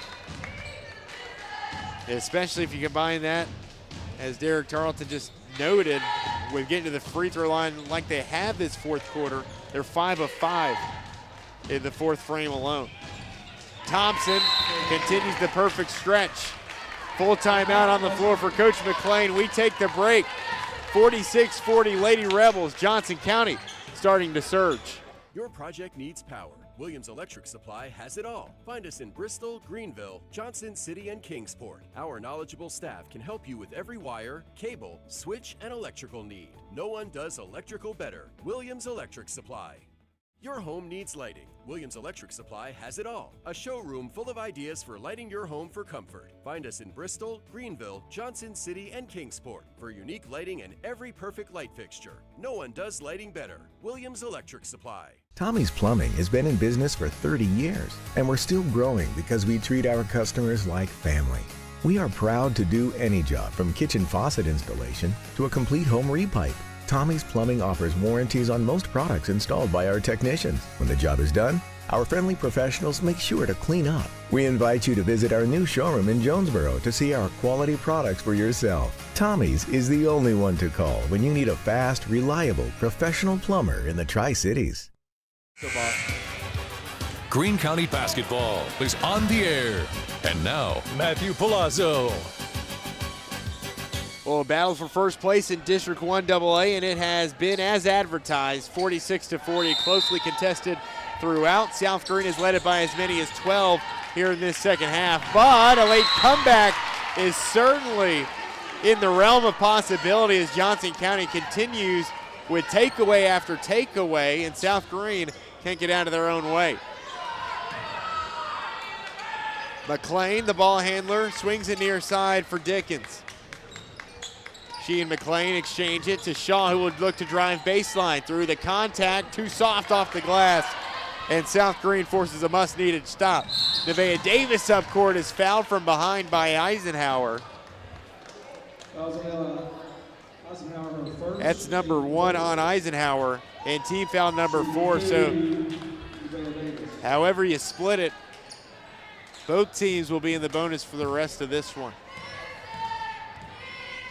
14 fouls apiece. Nevaeh Davis at the foul line, burying the first. So if you're South Greene, the MO becomes pretty simple. You just get to the foul line. When you're fouled, you got to hit your remaining foul shots. That goes without saying, of course, but especially when Johnson County has been efficient as they have been at the charity stripe here today. Johnson County basketball, they trail by 8. In drives Thompson. She's fouled by Borner after crossing in the red boundary line. That's number 2 on Borner, and team foul number 5, and just like that, Izzy Thompson makes her way to the foul line. Derek, we talked about it. You said Johnson County would need to get back to the foul line. They've done just that, and so far, they're perfect on their foul shots. Yeah, it's working. You got to stay perfect and continue to be perfect on the free throw line, but right now the clock's going down, and South Greene is still playing very good offense despite a couple of turnovers. So if you're Johnson County now, you're taking away the free throws and looking for three-point shots. Well, another 2-for-2 trip for a Lady Longhorn, Izzy Thompson. Johnson County now 8 for 8 at the stripe here in quarter number 4. Thompson will check out of the basketball game. In will step CJ Lipford. South Greene looks to break the full court pressure sent by the road team. Eisenhower guarding Bailey front court. Now Brobeck has it short corner inside to Birdwell, rattles in. Nicely done, Birdwell, the senior. What a way to score your first points of the ball game. Much needed, and it gives South Greene its 50th point of the basketball game. We talked about how important that mark of 50 was for South Greene. Shaw will connect on a corner 3. Audrey Shaw has been lights out here today. And McLean will strip away a pass for a takeaway. Birdwell and Hosey get handsy, but McLean fights through the contact, puts up the shot, and we have a conflict between the officials. One called it an offensive foul, the other one along the baseline called it a defensive foul. We had 2 conflicting calls, and we had one that already called it on McLean at Johnson County. The other one was making his way to the table to point number 1 for South Greene. Ari Hosey called on the offense, and I'm not sure if I've ever seen that before. 2 whistles that blew at the near exact same time, and the disagreement, I guess, wasn't communicated very well.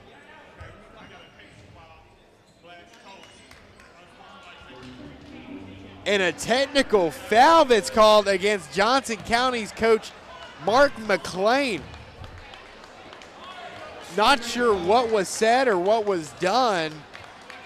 I believe he was arguing the call, saying that the ref that was closest said it was a blocking. He was trying to argue that issue. But as for refs, you get taught to be on the same page so this stuff don't happen. You make eye contact before any calls get made. That's a very odd situation. And that is an extremely, extremely unfortunate call for Johnson County, because it's essentially a 4-point swing. It would have had Mackenzie McLean at the foul line. Now you have Ari Hosey shooting 2 on the other end, and you get the ball back if you're South Greene. I mean, that is just brutal. Coupled with the technical foul, I mean, that is just not the way you want to have your comeback kind of cut short here late in the fourth quarter. So heads up by Derek Charlton, getting a good view at that on the near sideline, but a technical foul that shakes things up here late in this ball game. Near side wing, it's Birdwell. Up top for Bailey, right side for Hosey. Reaching by Shaw, coming away with it, the ball in the hardwood. A scramble between Hosey and Shaw, and some hand fighting on the ground with Shaw and Hosey getting physical.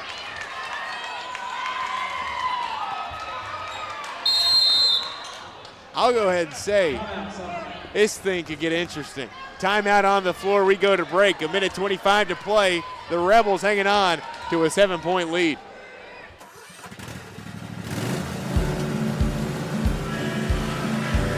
Whether you ride, haul, or work, CNC has what moves you from dirt roads to job sites. We've got the gear to get you there.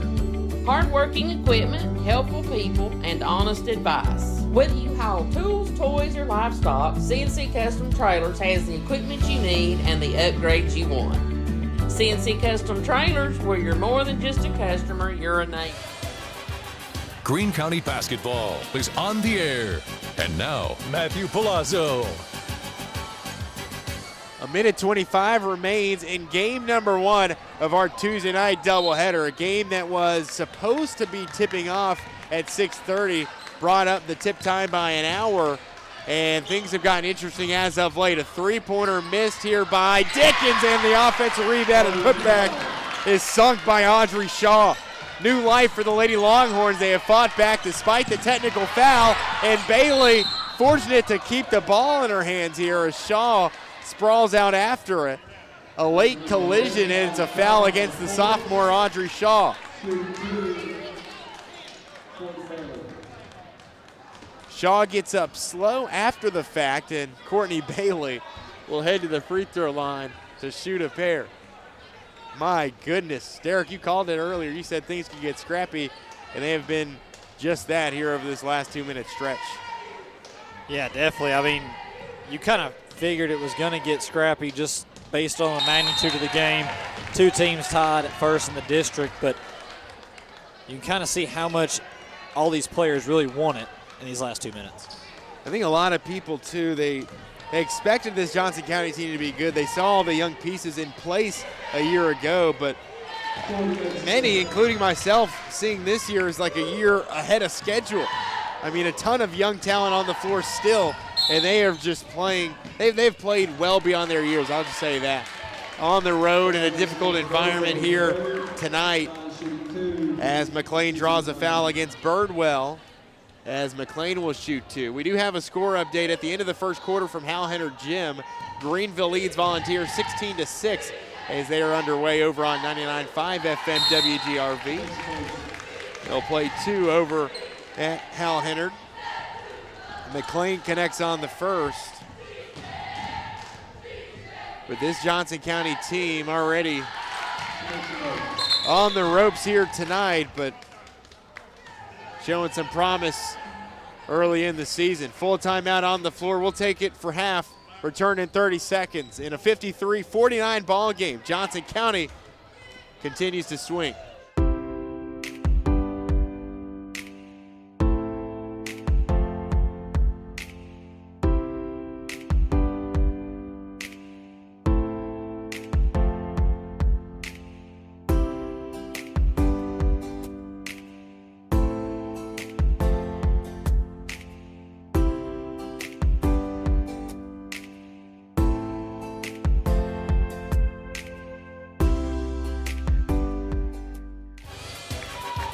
Greene County basketball is on the air. And now, Matthew Palazzo. A 4-point ball game. South Greene has led it by as many as 12 here in this second half, but credit to Johnson County. They fought tooth and nail to get all the way back into this thing. 4 points now, the deficit for the road team. And South Greene coming out of the timeout called by Johnson County will look to inbound it. 94 feet away, and McLean gets the steal. Falling out of bounds, she'll chuck it to her left, and it exits the boundary. South Greene stays with the possession. It'll be another baseline throw-in after the McLean toss away. Under a minute to play here. 53-49 contest. These two teams looking to remain unbeaten in District 1 AA. Birdwell up court. Look for a foul to come at any moment now. Davis has it near side as Dickens comes away late with the foul. That's number 4 on Abby Dickens, who started the game for the Longhorns. And that will send Nevaeh Davis to the foul line, where she's 2 for 2 here tonight. Alexa Gabber looks to check into the game alongside Izzy Thompson for Johnson County. Davis's first is golden.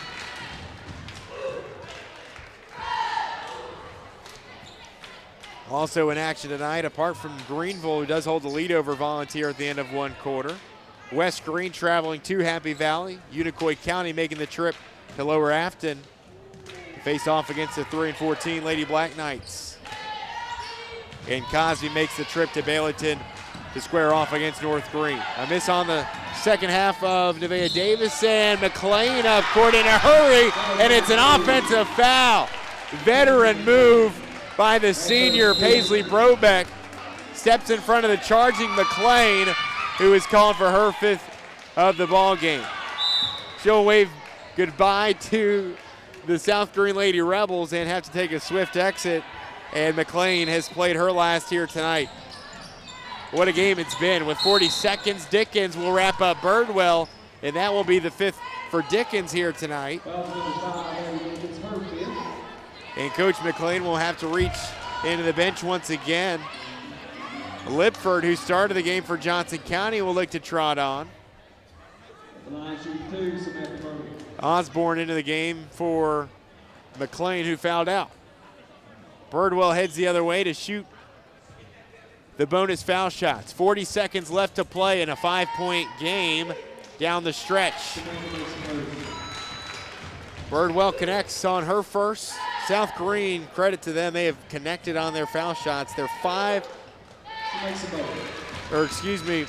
11 for 13 here in this 4th quarter at the foul line. We told you they had to make them when they needed to, and they have certainly done that. Shaw driving in on Courtney Bailey. Takes her to the ground, heads to the foul line. That's number 3 on Bailey. Audrey Shaw, the sophomore, at the charity stripe. What a game Audrey Shaw has had here on the road tonight.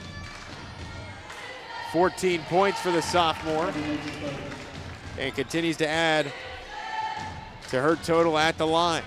56-50, Rebels.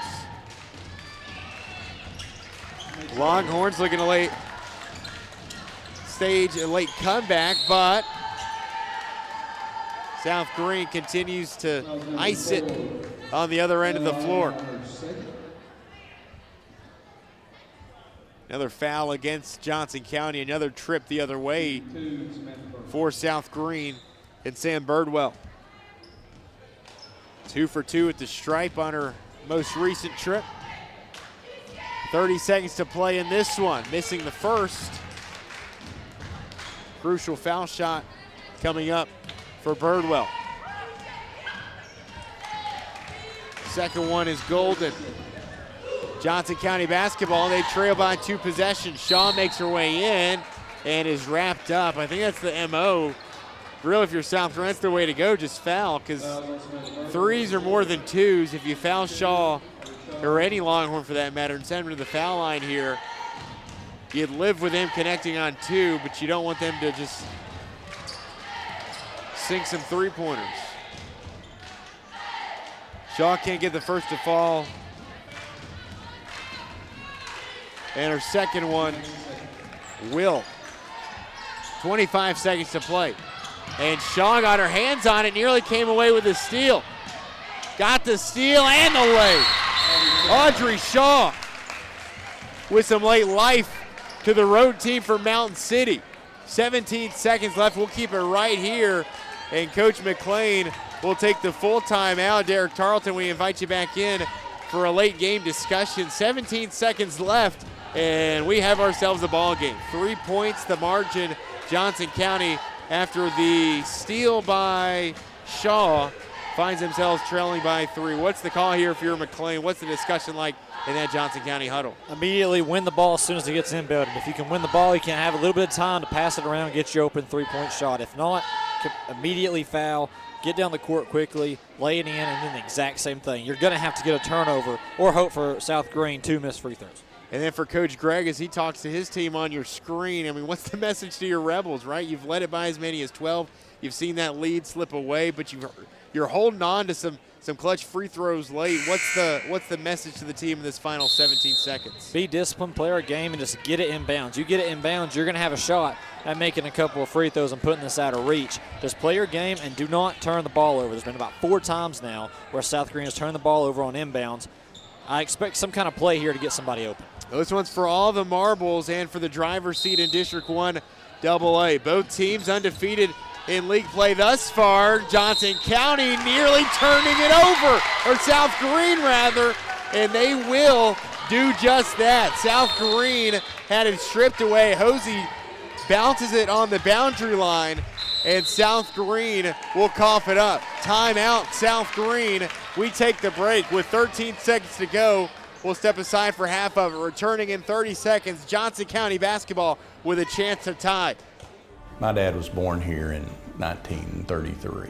The Terry family has been around East Tennessee since that time, almost 100 years now. Over the past 25 years of my career, I've had the opportunity to represent East Tennesseans all over the country. When we say, let our family help your family, we mean that. That is something we live by here at the Terry Law Firm.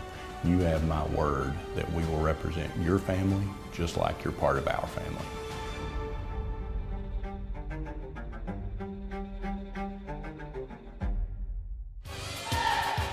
Greene County basketball is on the air.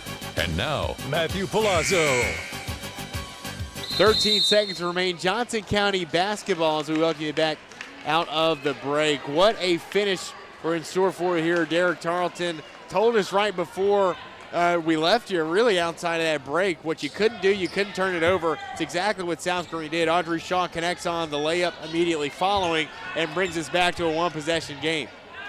A score update from Hal Henner. Jim, we'll get to it when we have some breathing room. It's Johnson County basketball, and Thompson will touch it before she steps fully in bounds, and South Greene back like they never left with the basketball. Shaw covering the inbounder. Off the inbound pass, it's Birdwell covered up by Osborne, and it's a blocking foul that sends Osborne sprawling to the hardwood. The other way we go, a couple of foul shots here could very well ice it. A score update at the half from Hal Henner Gym. It's Greenville 28, Volunteer 15 as Brian Satan reports. Maria Lyde leading the way with 14 points at the midway mark. Sam Birdwell at the stripe shooting 2 for the home team and connecting on the first. That one, for all intents and purposes, could put this thing out of reach. Birdwell won't connect on a second. Johnson County up court. Shaw with 3 seconds. Has it stripped away, but contested 3.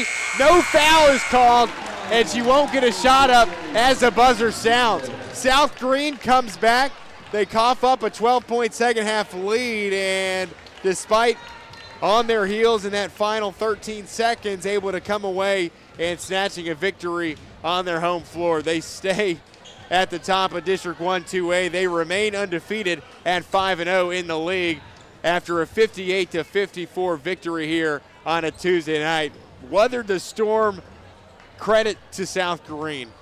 Tip off an hour earlier than expected, and they came to play certainly. So did the opponent, but South Greene able to come back and survive a late comeback bid from the Cardiac Kids for Mountain City. Once more, your final, South Greene 58, Johnson County 54. Coming up, we'll break down the game and get you ready for game number 2 of our doubleheader. That's when we return from South Greene High School as you listen to the Bachman Bernard Game of the Week presented by Tommie's Plumbing.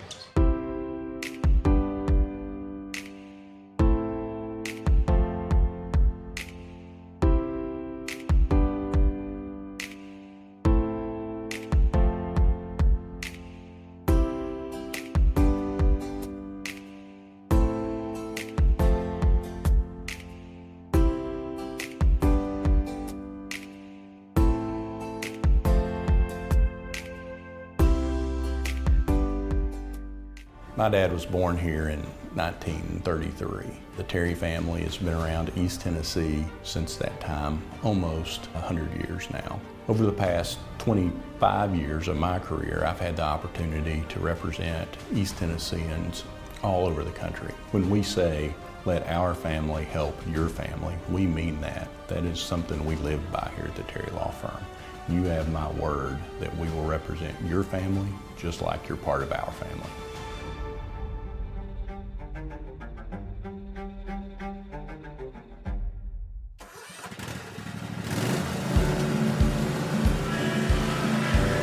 Whether you ride, haul, or work, CNC has what moves you from dirt roads to job sites. We've got the gear to get you there.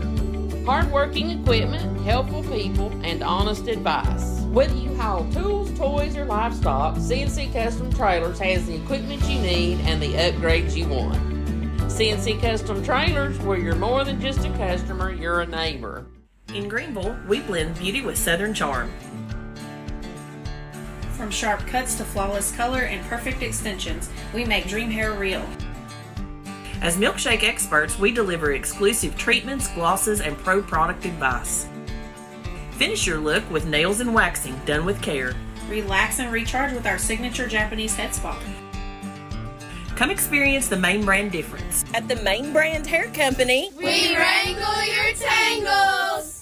At Marathon Quick Stop Markets, you'll find a company that realizes that our customers are our biggest assets.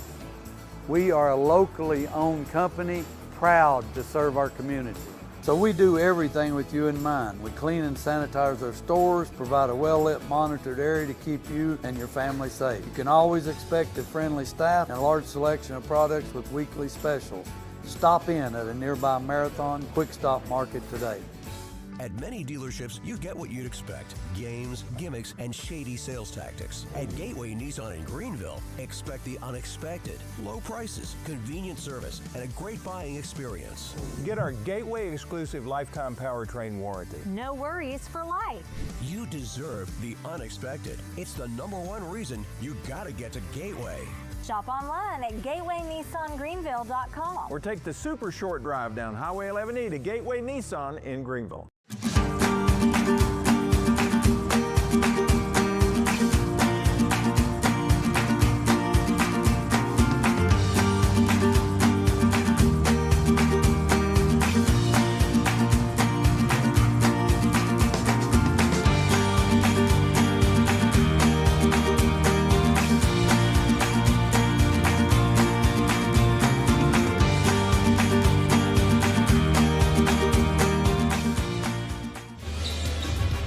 Greene County basketball is on the air. And now, Matthew Palazzo. Back here at South Greene High School as we are done with one of two of our games tonight. Second game of our doubleheader will be the South Greene boys taking on the Johnson County boys. As you can see, they're warming up right now in front of us. We have about 11 minutes until that game tips off. But first, let's take a look at the game that just transpired. The girls' game. Lady Longhorns, Lady Rebels. The Rebels won 58-54 in a classic. As we take a look at the overall game stats. Taking a look first at the Johnson County Lady Longhorns in the first quarter. They put up 13 points in the first quarter, 4 of 7 from the field, and 1 of 2 from the free throw line. As for the Lady Rebels, they only put up 8 points in the first quarter, 4 of 14, from the field, and they did not attempt a free throw, which ended the first quarter at a 13-8 game. Going into the second quarter, Johnson County put up 9 points in the second quarter, and South Greene's defense played a lot more suffocating, making it a 3 of 10 from the field and 2 of 3 from the free throw line to finish out the first half. As for the Lady Rebels, they actually found their stride in the second quarter, putting up 15 points, 5 of 16 from the field, and attempted 8 free throws and made 4 of them, which last time I checked, that is 50%. That ended up at the halftime being a 23-22 South Greene lead. Second half came around. We talked about the adjustment. South Greene came to play in that third quarter as they put up 11 points, shot 5 of 16 from the field and 1 of 2 from the free throw line. They also held the Lady Longhorns to only 4 points, 2 of 8 from the field, and they did not attempt a free throw at all in that third quarter. Going into the fourth quarter, the Longhorns yet again found their stride. A back and forth game overall, putting up 28 points in the fourth quarter, 7 of 12 from the field, and they was 3 of 14 from the free throw line. Absolutely remarkable, giving them a total of 54 points throughout the entire game. But for South Greene, fourth quarter was a little rough, but the free throws helped them, putting up 14 points, 5 of 8 from the field, and this is where it got good. 14 of 18 from the free throw line. Both teams attempted double-digit free throws and made double-digit free throws in the fourth quarter. That tallies out as the final for Johnson County, getting 16 of 37 from the field. That is 43%, and 16 of 19 from field free throws. For South Greene, 19 of 54 from the field, 35%, and shot 19 of 28 from the free throw strike. Like we mentioned, in our first game of our doubleheader, Lady Rebels won against the Lady Longhorns by a score of 58-54. When we come back, Matthew rejoins us as we preview the South Greene Rebels taking on the Johnson County Longhorns. That was when we come back here on the First Horizon Green Sports Zone. Your project needs power. Williams Electric Supply has it all. Find us in Bristol, Greenville, Johnson City, and Kingsport. Our knowledgeable staff can help you with every wire, cable, switch, and electrical need. No one does electrical better. Williams Electric Supply. Your home needs lighting. Williams Electric Supply has it all. A showroom full of ideas for lighting your home for comfort. Find us in Bristol, Greenville, Johnson City, and Kingsport for unique lighting and every perfect light fixture. No one does lighting better. Williams Electric Supply. At Food City, we make it easy for you to shop your way. Order online and pick it up curbside, or have it delivered straight to your door with Instacart or DoorDash. Nobody does food like Food City. And now get it straight from our doors to yours.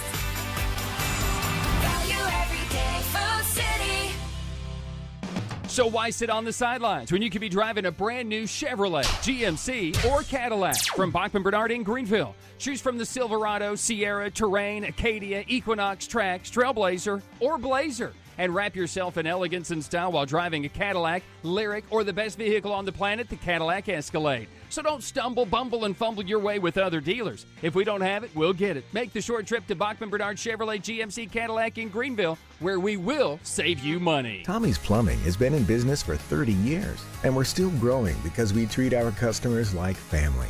We are proud to do any job from kitchen faucet installation to a complete home repipe.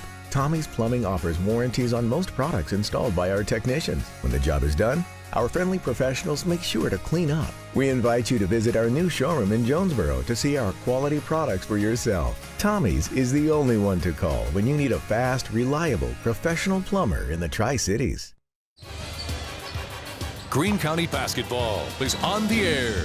And now, Matthew Palazzo.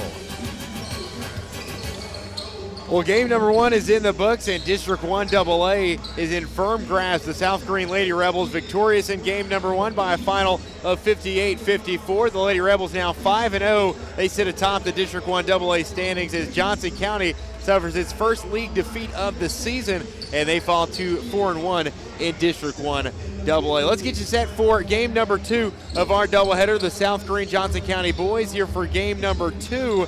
Johnson County Longhorns coming in 6-11 on the season, 1-3 in district on the season. South Greene is 12-8 and 2-2 in District 1 AA play. Last year, if you can remember, one to forget for the Johnson County Longhorns. They had their flashes with Carter Atwood, the star-studded roster that was just young and entertaining and very eccentric. They pulled up from long range more times than you could count, and it turned a lot of heads. 8-17 last year, a region quarterfinal loss to Alcoa. Little did they know, Atwood would leave after the season ended. He's now with Dobbins Bennett. It's a new look Johnson County Longhorn team in a much different scheme under first-year head coach in Ethan Harmon. Assistant coach Tyler Phillips also at the helm in Mountain City for the first year of their tenure. But 6 wins already this season, 1-3 in the district. A year removed after snatching the 3 seed in District 1 AA. Some figure they could be a player here down the stretch, especially with a couple of close outcomes with some teams like Chucky Doak and with teams like West Greene. Last time out, it was a 4-point loss for the Johnson County Longhorns on their home floor against the West Greene Buffaloes. Before that, last Tuesday, a week from today, it was a 1-point loss on the road in Afton against Chucky Doak, a team that averages 60 points per game, allowing opponents 67 points per game. This is a Longhorn team, though. Any given day, it's really their MO. It's their order of business, if you will. Any given day, you cannot let this Longhorn team get hot, or they may be the game, they may be the team that comes around and knocks you off your footing. South Greene, a team 12-8 on the season, 2-2 in district play. Blazing hot coming in, winners of 5 of their last 6. They've won 4 straight. Of course, winners last time out, last Friday night against Chunkydoka, 59-51 decision. It's a South Greene team that's feeling themselves now. 55 points per game, 54 points for opponents per under head coach Terry Hosey. Year 25 for him and his staff of him and Derek Dyer. This is a team last year won the entire district, 9-1 overall. They were not in, let's say, familiar grounds when they started 0-2, but since then, 2-0 in the district. They have found their footing, so to speak, and they have gotten off on the right foot, and they figure to be players in District 1AA after defeating Chuggadook last time out. Still some time left to, I guess, determine the final pecking order of the district, but with a date with Unicoi County coming up this week, a win tonight against Johnson County, and you're right back in the swing of it in District 1AA. We say hello once again to Derek Tarleton, who broke down our girls game for us. Derek, let's unpack this second game. I know the girls game caught a lot of attention, the 2 undefeated teams coming into the matchup, but I think this one could provide some fireworks as well, especially with how competitive that Johnson County has been this season with a couple other teams similar to South Greene as far as the talent profile is concerned. What do you expect here in Game 2 between South Greene and Johnson County? Well, you just mentioned it. There's been a lot of times where Johnson County's came really close to winning, and they just can't get over that hump. We've seen a lot of teams so far this season that I can remember of us just being able to be there and stream. Teams not been able to get over the hump and get the win, but they're always competitive. And for South Greene, they cannot be sleeping on Johnson County because Johnson County will come back and bite you. But for South Greene, you're 2-2. You're right there sort of in the mix if you get this win. Obviously, you might need a couple of stuff to fall for you, but you can still help your case in the district. If you lose this game, all hope is lost. You can't control your destiny for the district. Right now, you still have a little bit of wiggle room to get your district spot. And for Johnson County, some added motivation. Last season, it was a 95-87 loss to South Greene in the district tournament on February 22nd of last year. But South Greene, they have not showed any signs of slowing up despite that close call in the district tournament. I remember I called that game. It was an Atwood masterclass. Chandler Gamble, he went off. He had some crazy buckets as well, but it was Atwood that put up, I think, 30 points in that game. No Atwood this year for Johnson County. 17 straight wins in the series for South Greene. What's got to give today for Johnson County to get this win on the road? You know, we had talked about it before the girls' game. Here at South Greene, it's always going to be tough to win on South Greene's home court. So for Johnson County, just get out here, play your game, get some momentum early, get some big threes, big twos, get a couple of turnovers. That's the only way they're going to really have a shot here. If South Greene plays their game and plays no turnover basketball, it's going to be South Greene's game. Opening tip right around the corner. We take the break. When we come back, opening tip as well as our starting lineups with South Greene and Johnson County duking it out to see who's on top on a Tuesday evening. That's when we return as you listen to the Bachman Bernard Game of the Week presented by Tommie's Plumbing. So why sit on the sidelines when you could be driving a brand new Chevrolet, GMC, or Cadillac from Bachman Bernard in Greenville? Choose from the Silverado, Sierra, Terrain, Acadia, Equinox, Trax, Trailblazer, or Blazer. And wrap yourself in elegance and style while driving a Cadillac, Lyric, or the best vehicle on the planet, the Cadillac Escalade. So don't stumble, bumble, and fumble your way with other dealers. If we don't have it, we'll get it. Make the short trip to Bachman Bernard Chevrolet GMC Cadillac in Greenville, where we will save you money. Greene County basketball is on the air. And now, Matthew Palazzo.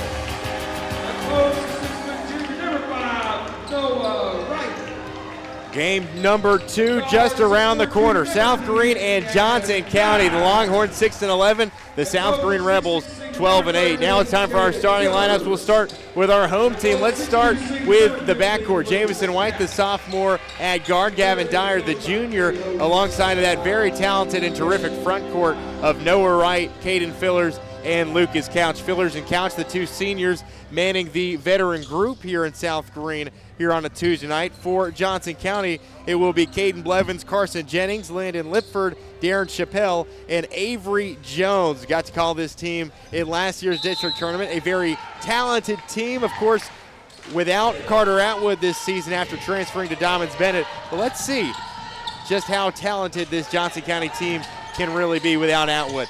South Greene wins the opening tip. They are undersized mightily here this evening. Jamison White will fire up a three-pointer, and that will be our game's first attempt and miss of the evening. And already the South Greene Rebels showing what a problem they can be on the offensive glass. Caden Fillers, who was terrific in last Friday's win over Chucky Doak, will fire up his first shot of the game, a miss on the elbow, and Johnson County will take over in the front court. A missed runner off the right end by Landon Limpford. Oh, and another thing, yeah, this Johnson County team, they are physical. If you were tuned in for the first game of our doubleheader, you found out how physical a team from Mountain City can truly be. And let me tell you, this boys game will be no different. They are tremendously physical, and they are not backing down from any fight, so that'll be a fun one here today. 2.5-hour bus ride over from Mountain City, Tennessee, 2.5 hours away in the northeast part of the state, really the northern and easternmost part of the state. Look it up. It is closer to Damascus, Virginia than any major city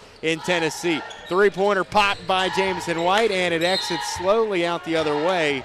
Out of bounds it will go, as it will stay South Greene basketball. Fortunate break of the ball for the Rebels. They shoot at the top with Gavin Dyer. Set 3 screens for Dyer, unable to put it in from long range. South Greene opens up the day 0 for 4 from the floor. Johnson County a look on the offensive end. Carson Jennings, the ball handler, driving on Jamison White. They are bigger at the guard position and in the backcourt as a whole. Couch gets his hands on it, creates a turnover for Johnson County. South Greene moves it quickly, wasting no time. Couch up to Dyer. Other end for Fillers. Catch and shoot off the elbow, and it's no good. Caden Fillers and the Rebels struggling from the field early on. Still scoreless in the game's first 90 seconds of play.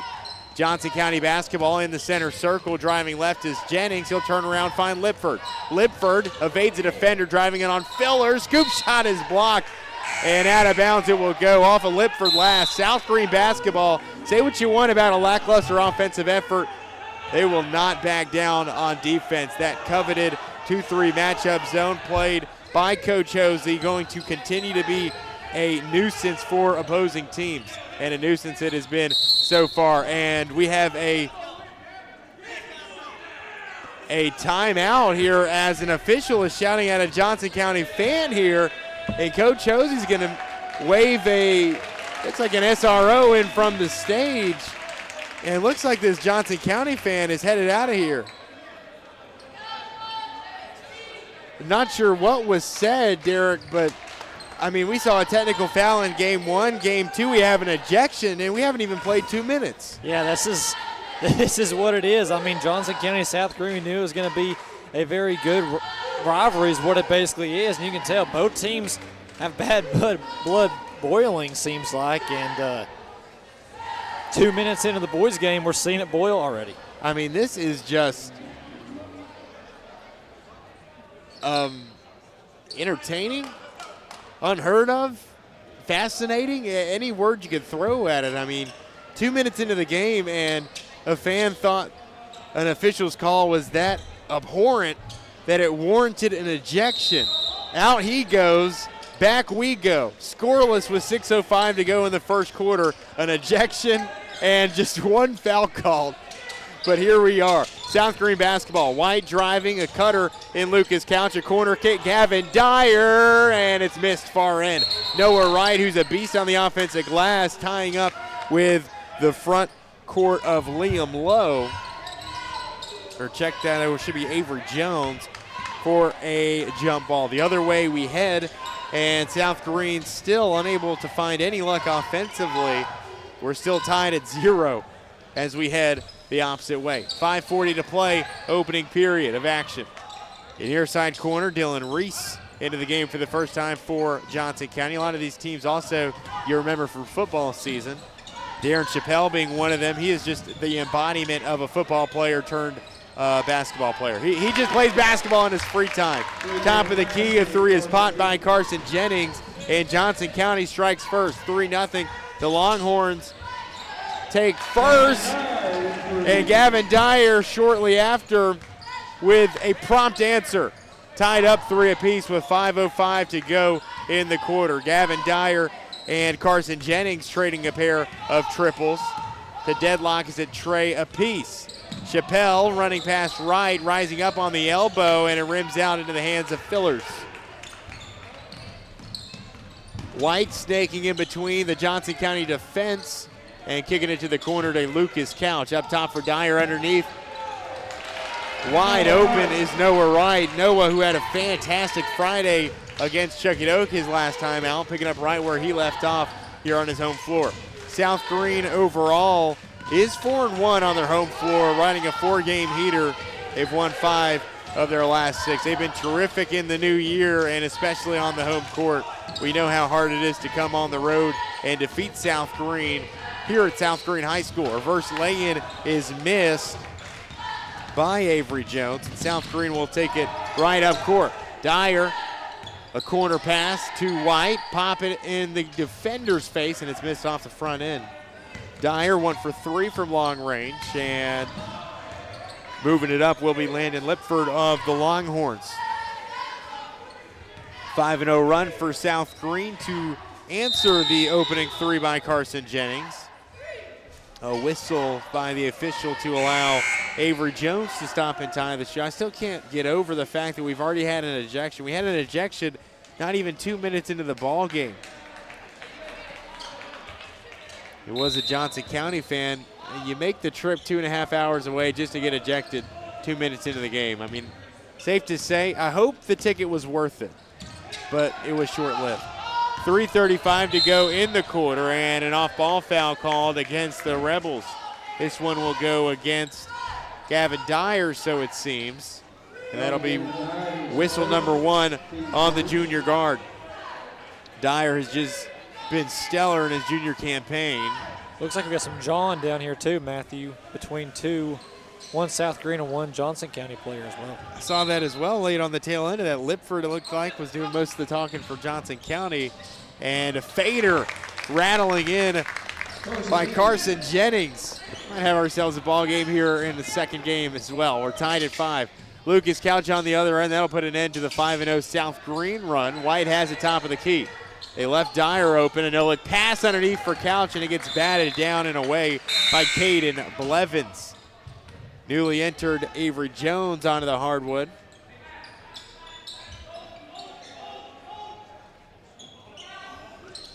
Couch to throw it in. A nice backdoor screen set there by White. Dyer had to tightrope the sideline and save it from going out for South Greene. Rebel basketball tied up at 5. 3:05, Wright. Finger roll finish, and it's good. Noah Wright, second bucket of the day. And South Greene jumps back ahead. 7-5, they lead it by 2. Johnson County basketball, right side front court. Carson Jennings, all 5 of the Longhorn points. A scooping hook, pass, corner, shot, Chappelle, money. Darren Chappelle, a problem in the district tournament last year for Johnson County, puts the Longhorns on top 8-7. White, the ball handler, finds an open Gavin Dyer, who's met by a defending Chappelle. Back to the corner, a Dyer 3, and it rattles out. Can't connect. Beautiful pass, beautiful look, but just couldn't convert to points. Wright scrambles for it alongside of Lipford, and Lipford is called for the travel here. Coach Harmon of Johnson County very upset with the call, and we've got a technical foul. Oh my goodness. The official not all too pleased with what Coach Harmon had to say, and I mean, are we serious? The skin on some of these officials these days, I'm not really sure what was said. I'm not really sure I care, but with 2:20 to go in the first quarter, you've already ejected a fan. You're going to pop a technical not even out of this first quarter. I mean, are we serious? I mean, I'm curious to hear your thoughts, Derek, but I just don't know. I'm not so sure about that call. Yeah, I agree. I don't think that was the right call. Give them a warning or something. Don't pop a technical immediately right there. Right. I think the reason they're so short is because of how that girls' game went. You already was throwing a technical out against the Johnson County girls coach, and the girls' game was already so rambunctious. And if this is going to continue to happen, maybe change refs each game or something just to keep the skin a little bit tougher. You're right. 2 technical fouls already for those just now joining us. Coach McClain of the Johnson County Lady Longhorns got called for a technical foul late in the fourth quarter, and already an ejection and a technical foul against Coach Harmon here in game number 2. I mean, it has just been one of those nights here at South Greene High School already. Just a very eerie feel to this one. 11-8, South Greene leads it by 3 on the right elbow. Longhorns moving it around, under 2 to go, opening stanza. Driving in, it's Jennings. And a foul called against the Longhorns here. It goes against Jameson White. Derek, I'll call you in for another minute. I was talking with Tyler earlier today. He told me, and I wasn't even sure about this myself, but did you know that every ejection of the TSSAA issues a $250 fine? And of course, I guess it's kind of up to the liberty of the officials, but it's supposed to be a $250 fine to the school who gets the ejection. Yes, I did know that, and I also knew that most of the time the school will not pay it. The school will make whoever gets ejected pay it, and then the school will put it forward through there. And a foul called on South Greene here in Caden Fillers. And I mean, you went to Chuggadook around the same time. You know the mix-up between Johnson County and Chuggadook that happened a few years back, the big altercation that caused several to be ejected, a big fight after the game. That was in District 1 AA play. I mean, so far as I know, South Greene and Johnson County have never had a problem, but my goodness, Tuesday's not over. Tuesday's not gone, so I'm not sure I should say that just yet. Johnson County will take it the other way. 90 seconds to go. Corner 3, it's missed short, and tip back into the hands of Landon Lipford. Try again. It's another miss from the corner for 3, and Lipford is empty once again. An out-of-bounds call it is, and South Greene will now take over. Carson Jennings will check in for Johnson County. Chappelle will exit. Safe to say basketball means a lot for Johnson County. Basketball means a lot to those in Greene County as well, but going up back in the high school days, playing on the road at Johnson County, it is a very hostile environment. So is South Greene, and Landon Lipford strikes for the first time. Timeout, Coach Hosey. We take the break. 1:14 to go. Johnson County has fought back. They've tied us up at 11.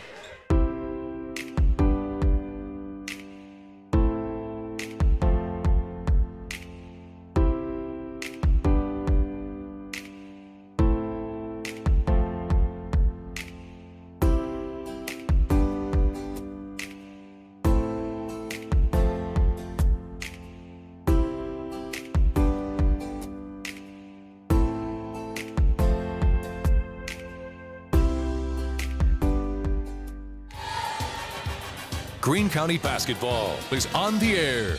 And now, Matthew Palazzo. Will Arwood welcoming us back from a corner 3. This one off the mark. As we just found out, a score just came across the table. We'll get to that in just one moment. As Landon Lipford connects with a contested layup. Johnson County has taken a 13-11 lead with 1:02 remaining in quarter number 1. A quarter that has already seen an ejection and a technical foul go against Johnson County. Derek, this is Johnson County coming back, and they've taken a lead. Could you imagine if you would have told us that at the beginning of the quarter? Yeah, I could not imagine telling you guys that, but especially right now, I know me as a player in any kind of sport, if something went against my team, I wanted to play a lot harder and prove them wrong. Do have a score update in that West Greene Happy Valley girls game. 52-23 is the final from Elizabeth, and as Coach Betsy Shaw and the Lady Buffaloes get win number 3 in the district this season. They advance to 3-2 on the year. Happy Valley will fall to 0-5 with the loss, but a big win on the road tonight for Coach Shaw's Lady Buffs. All Johnson County here late first quarter. They come away with the steal. They lead at 14-11. A spinning shot by Carson Jennings as he is forced to the hardwood and helped up by Caden Fillers. Safe to say, not all chivalry is lost on the South Greene Rebels. Really love Caden Fillers. Getting to talk to him at South Greene Basketball Media Days earlier on this year. Getting to talk to him before games, and I talked to him after last Friday's win over Chuggadook. This is a great kid, above all else, and a tremendous ball player, but you can see it right there helping the opponent up. So a good kid in Caden Fillers. And as Jennings connects on the first of 2 at the free throw line. Noah Wright will check in for South Greene. He'll join Couch, Arwood, Dyer, and Charlie Lane on the hardwood. Lane, who didn't get the start today. Instead, it was Jamison White, the 5'9" sophomore at guard. A little mix-up in the starting 5 for Coach Hosey's crew. A miss on the second end for Jennings. Dyer up court, has it poked free for a moment. A dish down low for Wright, a wraparound pass for Couch. Up top, wide open. Gavin Dyer got it to go. Gavin Dyer, a bad recipe to leave that man wide open from three-point territory. His second triple of the day, and South Greene pulls within one. 15-14, under 10 to go in the first quarter. Jennings with the right-handed dribble, straight to the lane, and a jump ball is called, and that's a quick contact. And it will go the other way in favor of the Rebels. 15-14, 3.4 ticks left on the clock. Arwood off the inbound pass, just past midcourt. He'll fire up a half-court heave, and it's off. That's how we end the first. We head to the second after a very eventful first. Johnson County leading 15-14 over the homestanding Rebels. Quarter number 2 on your way after this as you listen to the Bachman-Bernard Game of the Week presented by Tommie's Plumbing. My dad was born here in 1933.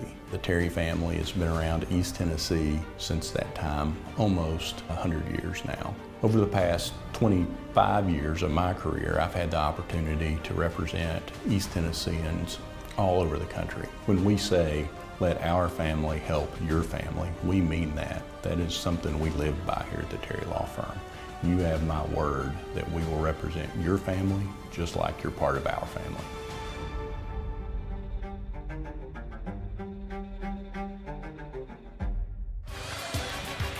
Greene County basketball is on the air. And now, Matthew Palazzo.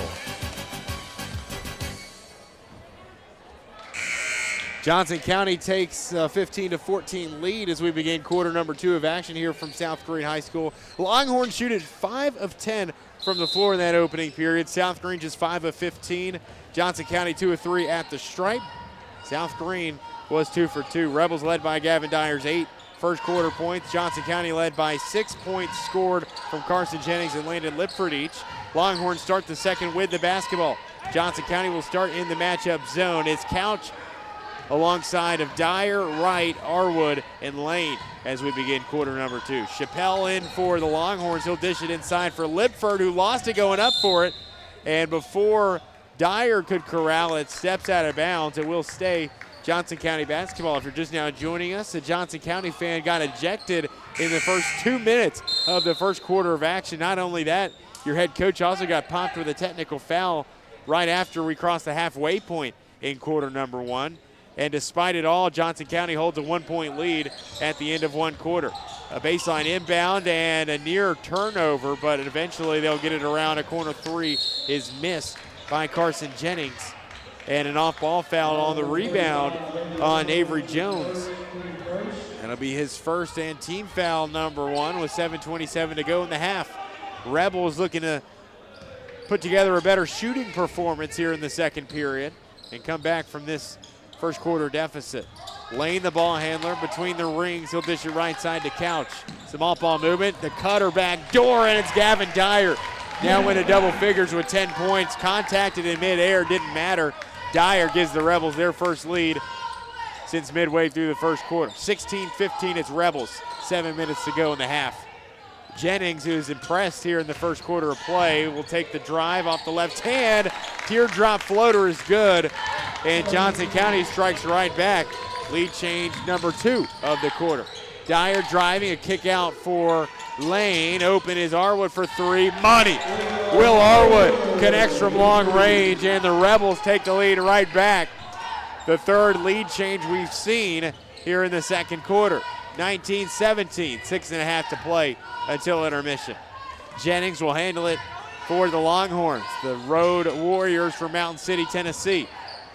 The Lady Longhorns put up quite the fight in game number 1, but the South Greene Lady Rebels remaining perfect at 5-0 on the season in District 1 AA. Jennings will take it with the left hand, has it knocked free by Arwood. Wright comes away with it, and the Rebels should have numbers in the front court if they so please.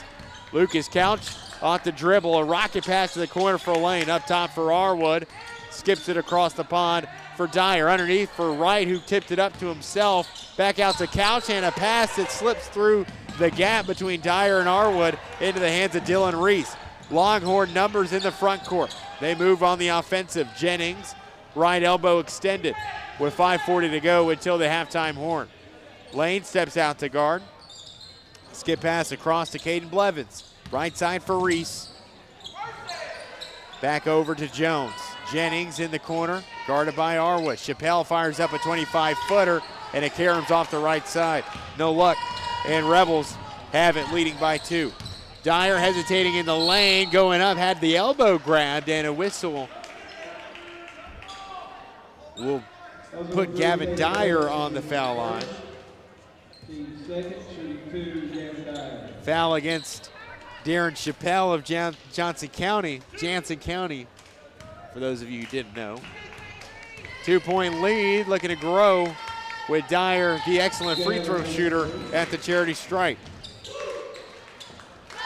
Derek, looks like early this second quarter, South Greene has found some life once again and have gotten themselves back in it. Yeah, definitely. That's what we saw a lot in the girls' game, was back and forth which team would win the quarter, and right now South Greene is winning this second quarter here for the boys. Dyer 4 for 4 at the stripe here tonight. He's got a game-high 12, and he's given the home team a 4-point lead. They've outscored Johnson County now in the second, 7-2. 5:05 to go until the halftime break. The ball handler Jennings going the other way. Chappelle driving, rising up, right-hand finish, and it rolls in.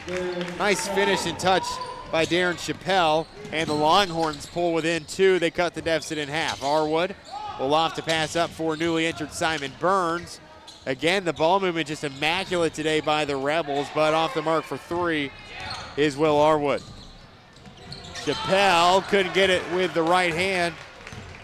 And South Greene quickly and with force the other way. Dyer is called for the travel. Despite the contact, the whistle goes against the offense. Safe to say we didn't quite see it the same way, but neither did that Johnson County fan earlier in the game, and look what happened to him. 21-19 with 4:20 to go until the halftime break. Either team's game at this point, with Johnson County holding the basketball. Right side, Lipford will draw it out for Johnson County. First-year head coach Ethan Harmon shouting the half-court instructions from the Johnson County bench. Longhorns moving it slowly. A pass deflected in the hands of Gavin Dyer. Good vision up court open is Simon Burns. He'll look to fake a defender. Not sure it was necessary, but a late dish down low to Noah Wright, and it yields points in the end. 30-second timeout in Johnson County. We take the break. We played halfway through quarter number 2. The Rebels back in good standing. They take a 4-point lead into the timeout. In Greenville, we blend beauty with Southern charm. From sharp cuts to flawless color and perfect extensions, we make dream hair real. As milkshake experts, we deliver exclusive treatments, glosses, and pro product advice. Finish your look with nails and waxing done with care. Relax and recharge with our signature Japanese head spa. Come experience the Main Brand difference. At the Main Brand Hair Company, we wrangle your tangles.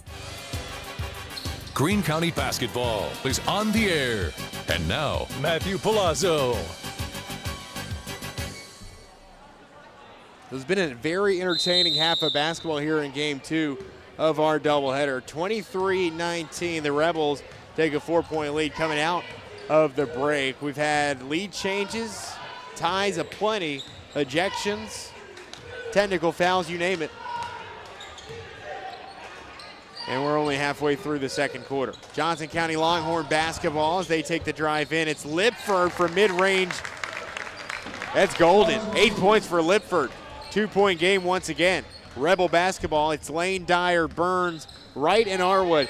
The 5 on the floor nearing the end of this second quarter for the South Greene Rebels. The home team looking to get to 5-1 on their home floor this season. A very difficult place to play, and Johnson County is finding that out firsthand. Charlie Lane from long distance, the senior off the bench tonight for the home squad, puts the Rebels up by their largest margin of the evening at 26-21. Johnson County looks to answer on the other end, but a missed 3 by Lipford, and say it ain't so. Foul on the over-the-back call on Johnson County and Avery Jones. That's number 2 for Jones. Team foul number 3. In will come Dylan Reese for the Johnson County Longhorns. for Johnson County. Alongside of Reese, it's Chappelle, Jennings, Blevins, and the defender, Landon Lipford, on Charlie Lane. Lane off the three-point shot, a dish to Burns, a catch and shoot for Gavin Dyer, you bet. Gavin Dyer, automatic from that left wing position, and South Greene has doubled its lead, 29-21, with under 2.5 to play until halftime. They have been impressive here in this second quarter. Right side corner, moving it around, Blevins. A dish back out to Jennings just inside midcourt as he sets up the half-court set. Johnson County looking for an answer and an opening. Left wing, Blevins looking for a crease. Foul line, Chappelle, 15-foot jumper, and it's through the webbing. Darren Chappelle, nice shot. 6 points, the margin, with South Greene controlling. Lane at the top, driving in, a kick out for Arwood. Corner three, you bet! Will Arwood, second triple of the quarter. Both have come off the bench in relief for the Rebels, and that gives them a 9-point lead. Carson Jennings, a three in response, but it's off the front end. Couldn't quite answer in time, and South Greene will take it the other way. Arwood, Dyer, a pop pass to the corner. Lane, the three, looking to keep the party continuing, but an over-the-back call against Simon Burns on the heels of a Lane missed three. Simon Burns is first. And it will not be so. 1:20 until we reach the halftime break, and Derek Tarleton rejoins us to talk through our first half events, as well as some scores of interest across the region and some local teams, including what's on the schedule here at Green Sports Zone for this week. Subject to change, that is, with the impending doom of snowfall. Lipford couldn't quite connect. Chappelle couldn't follow up with a make, and up court the Rebels go scattering after it. Wright saves it. Dyer shoots it. Can't connect. Burns will save it from going out of bounds, but to no avail. Johnson County will save it in the end. Corner three is taken and made. Caden Blevins just what the doctor ordered, and it's back to a 6-point game. 35 seconds and change left to go in our first half. Rebel ball, they lead it by 6. Johnson County refusing to go away. Burns colliding off ball with Landon Lipford. And the foul against Johnson County's Landon Lipford. Number 2, team foul number 4. With under 30 to play, Arwood will toss it in right beside press row. Dyer, nice pass for the cutting Lane. Now Dyer rising up off of 1 foot, but the foul is called. They'll say Dyer was on the ground, and Darren Chappelle was the culprit. Team foul number 5, and so it won't matter. We'll send Gavin Dyer to the foul line nonetheless. Dyer, excellent so far in 2 quarters of play. The game's leader in points scored already with 15 points, adding to that total. Here he is at the foul line. 16 first half points for Gavin Dyer. Looking to build on this South Greene lead as well. Able to do just that. He's 6 for 6 at the foul line here this evening. 20 seconds to play in the contest. Burns called for the reach from behind. Fouls on Simon Burns, his second, team second. And we'll see a late substitution in this first half for Coach Hosey and this South Greene squad. Zach Mason, a rare sighting for the senior guard for the South Greene Rebels, as Johnson County will also make a change late.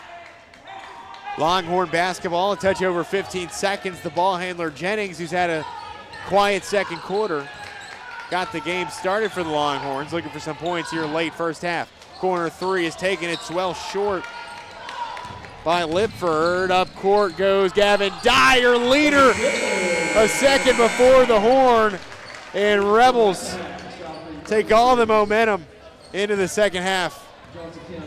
To the locker room we go. South Greene leads it by 10. It's their largest lead of the first half. We played 2 here from South Greene High School. Your score at the break, it's South Greene 36, Johnson County 26. Coming up, we'll talk about it as Derek Tarleton rejoins the fold. Rebels lead it by double figures here here at the midway point as you listen to the Bachman Bernard Game of the Week presented by Tommie's Plumbing.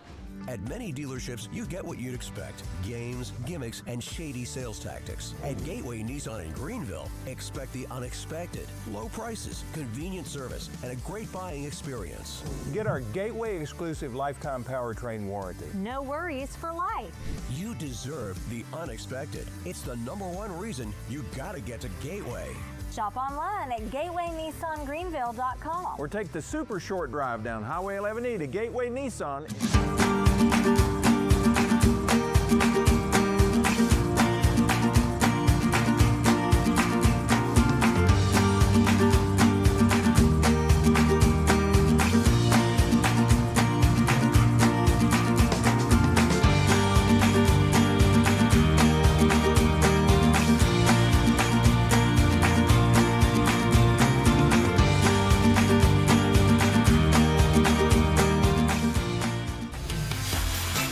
At Food City, we make it easy for you to shop your way.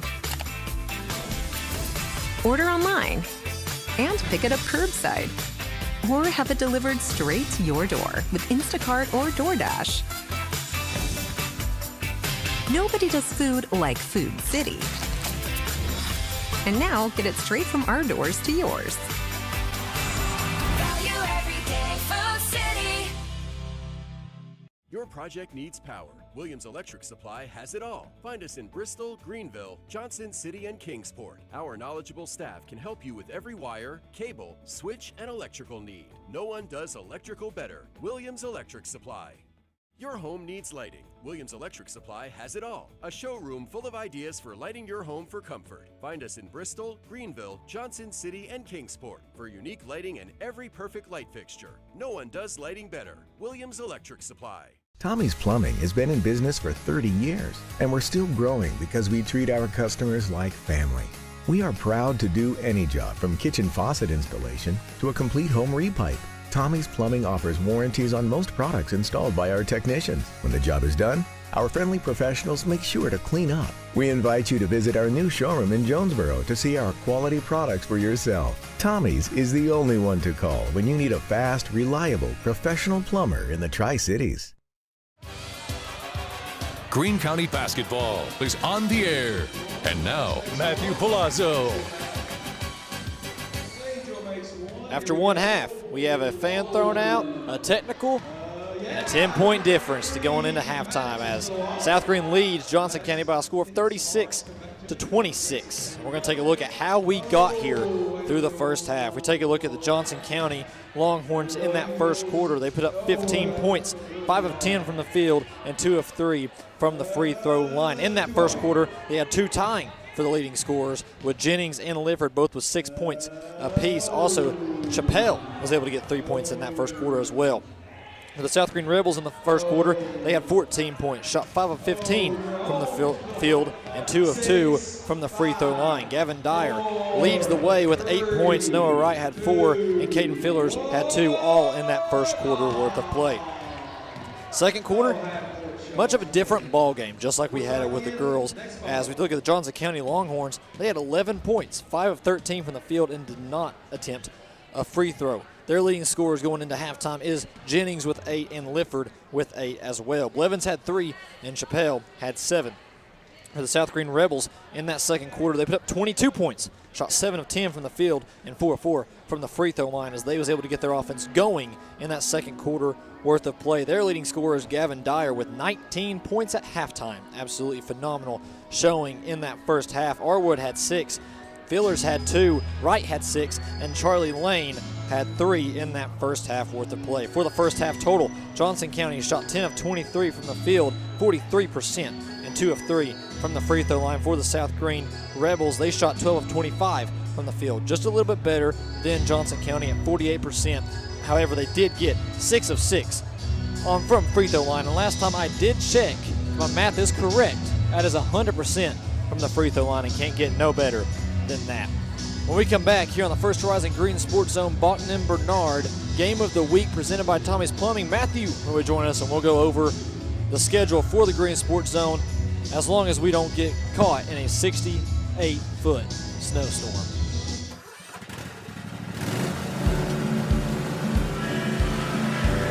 Whether you ride, haul, or work, CNC has what moves you from dirt roads to job sites. We've got the gear to get you there. Hard-working equipment, helpful people, and honest advice. Whether you haul tools, toys, or livestock, CNC Custom Trailers has the equipment you need and the upgrades you want. CNC Custom Trailers, where you're more than just a customer, you're a neighbor. My dad was born here in 1933. The Terry family has been around East Tennessee since that time, almost 100 years now. Over the past 25 years of my career, I've had the opportunity to represent East Tennesseans all over the country. When we say, let our family help your family, we mean that. That is something we live by here at the Terry Law Firm. You have my word that we will represent your family just like you're part of our family.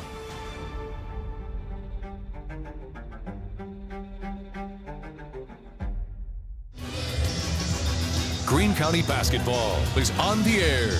And now, Matthew Palazzo.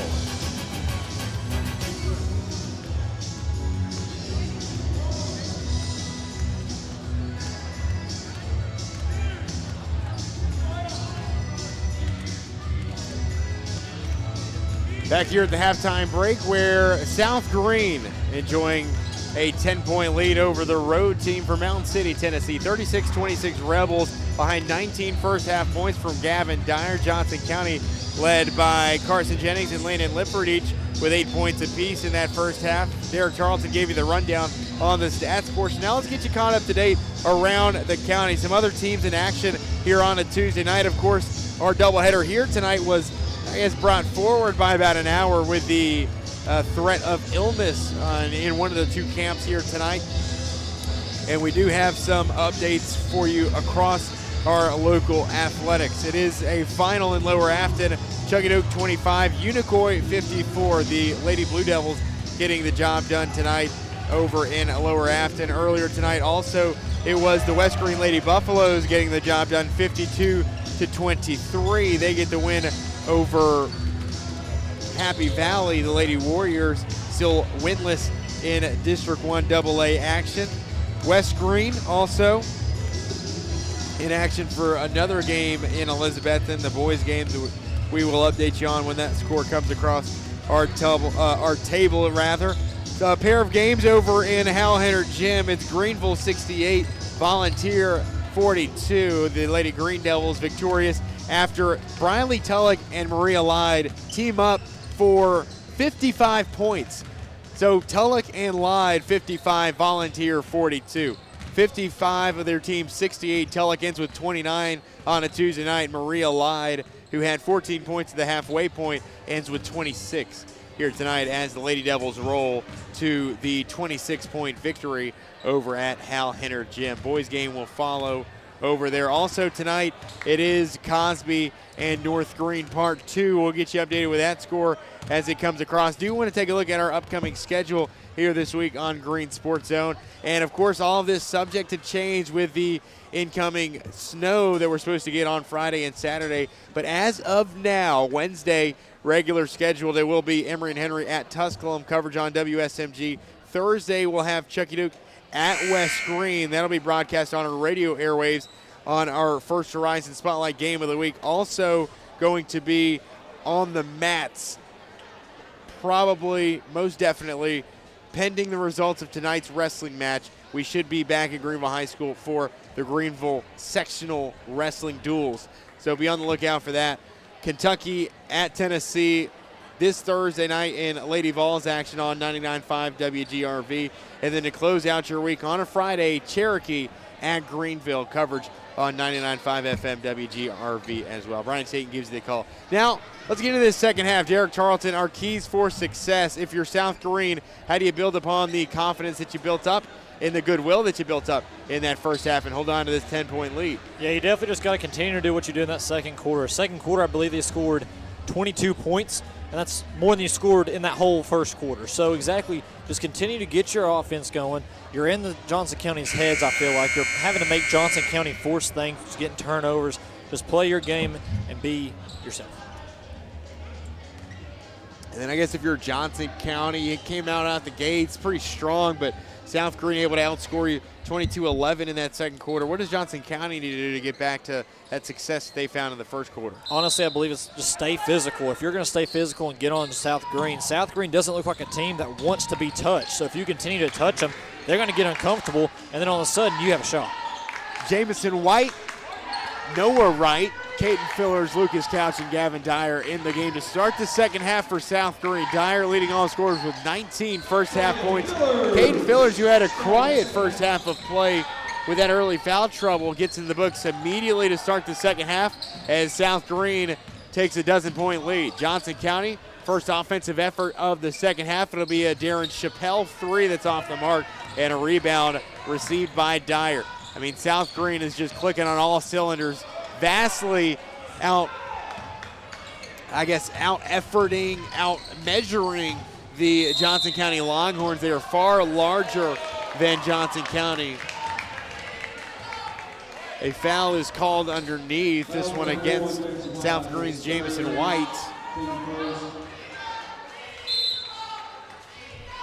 And after the foul call, a baseline inbound will await.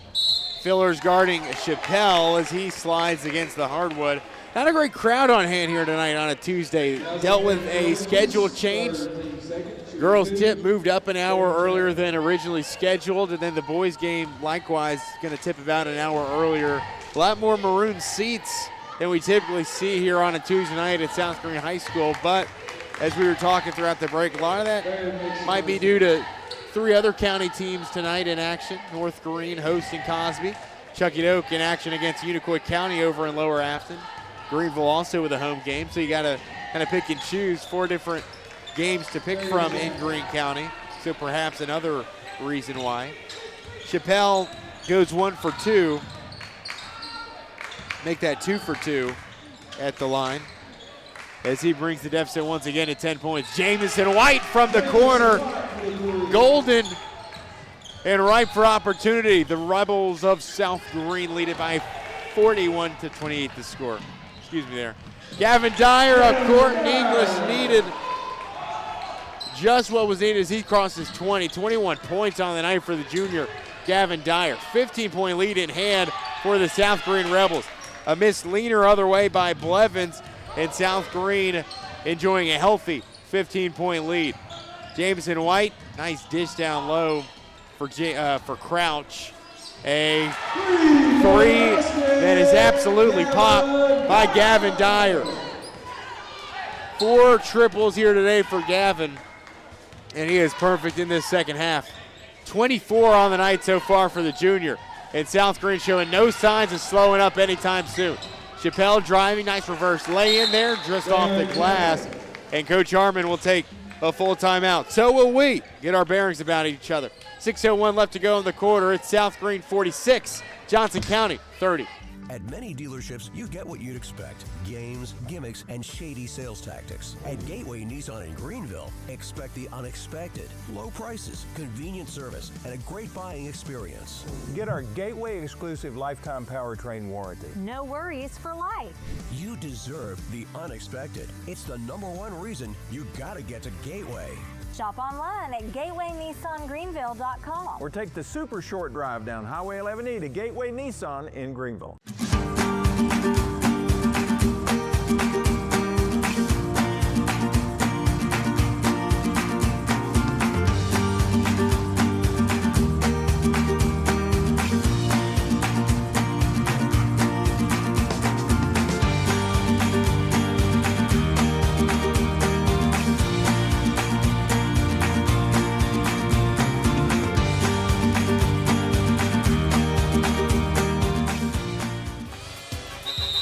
Greene County basketball is on the air. And now, Matthew Palazzo. And we say hello again from South Greene High School alongside Tyler Nichols and Derek Tarleton. Matthew Palazzo welcoming you back in to South Greene. Jamison White saying hello. Why not him? 5 points in this third quarter for the sophomore as he puts South Greene up ahead by 18, 48-30. And it's all Rebels here as we begin the second half of play. Landon Lippert, something to say about it as he enters double figures now with 10. In transition, South Greene, Gavin Dyer, top of the key, rimming out the three-point attempt. First miss since midway through the second for Dyer. Left-handed finger roll off the mark by Jennings in the fast break. And another three-pointer to fall for South Greene. It's Jamison White for a second time in the quarter from long range. 51-32, a 19-point lead for the home team, the good guys. 5 minutes to go, just a little bit less than now, as Lipford will take it to the cup. Reversing on Fillers, too soft, and Fillers will tip out the rebound. What a stand so far here from South Greene as we begin the second half, outscoring Johnson County 15. Oh my goodness, here we go again. Gavin Dyer for three, are you kidding me? South Greene team cannot miss. They've already got 4 threes in the third quarter alone. Gavin Dyer with 27. And we're not even midway through the third quarter. South Greene 54, Johnson County 32. South Greene outscoring Johnson County 18-6 here in the quarter thus far. All Rebels here in the third. Elbow jumper off the wing, good by Jennings as he enters double figures now with 10. South Greene will look to stay hot with a White three that's off the mark. Near side it's Chappelle. Dyer steps out to watch. Now to Blevins to the corner for Chappelle once again. Stops on a dime and buries it. Darren Chappelle, nicely done. He's got 13 in this game. That'll put a stop to the bleeding, at least for now, but South Greene leads it by 18. Wright a step inside the center circle. Rebels swinging around. They get it once again to Wright. This time driving in from the foul line, and Wright doesn't take a ton of shots, but when he does, very seldomly does he miss. He's 4 of 4 from the floor tonight, and he's got 8. Just does he does such an incredible job. The yeoman in the paint for the Rebels. Chappelle moving to his right, can't connect on the three-pointer. And a fight for the basketball along the baseline. White comes away with it. And a substitution in for the road team as Dylan Reese will enter. Blevins will take an exit. Longhorns to inbound it along the baseline. 3:03 to play. The Rebels lead it by 20. The largest mark here of the evening. North Greene at Cosby tonight. The Lady Huskies trailing 41-33 with 2.5 to go in the final quarter of action. Granger winners over Cherokee. Gatlinburg-Pittman victorious over Cumberland Gap. Of course, Greenville winners over Volunteer. In Region 1, Westridge gets the victory over Science Hill. Diamonds Bennett a big win over Morristown West. Unicoi County winners over Chuckydoka. Missed from down low for the Longhorns. We head the other way with it. South Greene in transition. Nice dish down low from Dyer to Couch. Second time I've nearly butchered his name. Didn't matter. Puts it in regardless. And South Greene leads it by 22. Gavin Dyer swats one down. And we have another technical foul. Derek, what'd you see there? Did you see any words after the fact from Landon Lipford to warrant a technical foul? I really didn't. I thought when I saw the tee go up, I thought it was going against Dyer because Dyer threw the ball at the ref. But he pointed right at Lipford. I'm really confused on, I mean, normally you don't see many refs just throwing technical fouls around like crazy. And we've seen, if you want to say the ejection, it's basically 3 technical fouls in this game. Right, and then going back to that girls' game, you had that ejection late. So 3 technical fouls if you want to include that first game, and then the ejection, all going against Johnson County. I just wouldn't say anything to the refs if I'm any of these teams, just to kind of help my case and not worry about that. Well, it really just makes you feel for really for South Greene when they have to make the trip for Mountain City, at least in my eyes. Coming up on February 6th. I mean, I know it's the same crews that ref these games, but it is going to be a hostile environment up in Mountain City, especially with them knowing what has transpired here tonight. 3 technical fouls and an ejection. It's safe to say not going to leave a great taste in the mouth of many Longhorn fans. I believe South Greene should bring a couple of ice baths because Johnson County is going to be very physical in that game. And Johnson County has the tendency to fight after losses. We've seen that firsthand in the district, no less. Anyways, we move the other way. Three-pointer, hey, rims twice and in. Chappelle, it's good. And Chappelle has fought tooth and nail on this one. 16 points for him as the Longhorns look to stay in it. A miss by Couch, and that's really been the problem. It's just been a size discrepancy throughout. And as Caden Filler shows there, able to just get positioning and get the two that follows. Nicely done by the senior forward as the Longhorns will look to answer this side. Reese, three-pointer. This one, unfortunately, will not rim back in. And the Rebels will take it swiftly the other way. 22-point lead in hand, 90 seconds to go in the quarter. Lucas Couch. Some bonus points. And the Rebels continue to tack on their lead. Roan unsuccessful on the reverse lay-in. Dyer, I mean, my goodness. Jamison White. And the Rebels can't miss. We've seen this a time or two from South Greene this season. It seems like they're due for at least one quarter where they just shoot the lights out of it from the floor. Tonight it's been this third quarter and everything has gone right for this home team. Just incredible stuff, incredible shooting from South Greene.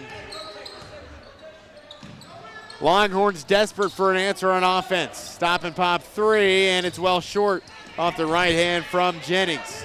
Rebound retrieved by Blevins. Chappelle back to Jennings.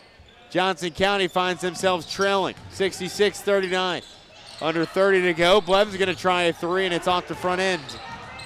Dyer the rebound. He'll pull it back in space and walk it up. Likely save it for one final shot. Couch and White exchange it. Dyer, center court. 10 seconds to go in the quarter. 8 seconds remain off the screen set by Fillers. Nicely done on the roll. Couch steps back three in the corner, and it ricochets off Dyer to beat the buzzer, and it's good! Gavin Dyer. What about the effort in the third quarter? Eclipsed by the Dyer wherewithal to get it back before the horn sounds, and puts in a late two to send us to the fourth. All Rebels in this one as we move to quarter number 4. South Greene 68, Johnson County 39. As you listen. At Food City, we make it easy for you to shop your way. Order online and pick it up curbside, or have it delivered straight to your door with Instacart or DoorDash. Nobody does food like Food City. And now get it straight from our doors to yours. Value every day, Food City. Your project needs power. Williams Electric Supply has it all. Find us in Bristol, Greenville, Johnson City, and Kingsport. Our knowledgeable staff can help you with every wire, cable, switch, and electrical need. No one does electrical better. Williams Electric Supply. Your home needs lighting. Williams Electric Supply has it all. A showroom full of ideas for lighting your home for comfort. Find us in Bristol, Greenville, Johnson City, and Kingsport for unique lighting and every perfect light fixture. No one does lighting better. Williams Electric Supply. Greene County basketball is on the air. And now, Matthew Palazzo. South Greene flexing their muscle here in this second half as they take a 68-39 lead. All Rebels as we enter the fourth quarter, outscoring Johnson County 28-13 in the third period. Dyer looking to stack on more, and he will! This guy is unbelievable! Gavin Dyer from way downtown, and the Rebels take a 71-39 lead. A 32-point lead for the Rebels, and Gavin Dyer is the human torch. Unbelievable. A corner three well short by Chappelle, and South Greene takes it right to left. This team is special. A 28-point quarter. They did it on 13 of 18 shooting. If you're Gavin Dyer, why not just pull it every time it hits your hands? With the basketball now, a handoff for Simon Burns. Wraps around in the lane, finds Arwood from the corner. Got it to go! What can't fall tonight for South Greene? Arwood, money from the corner. And downtown continues to be the Rebels' calling card.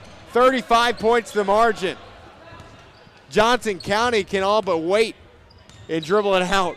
6.5 to go in the ball game. A 2.5 hour bus ride back doesn't sound all that pleasing if you get beat this badly. And another turnover. Johnson County can't get out of their own ways. That coupled with South Greene playing about as well as they can. A Mason corner three, and it rims over.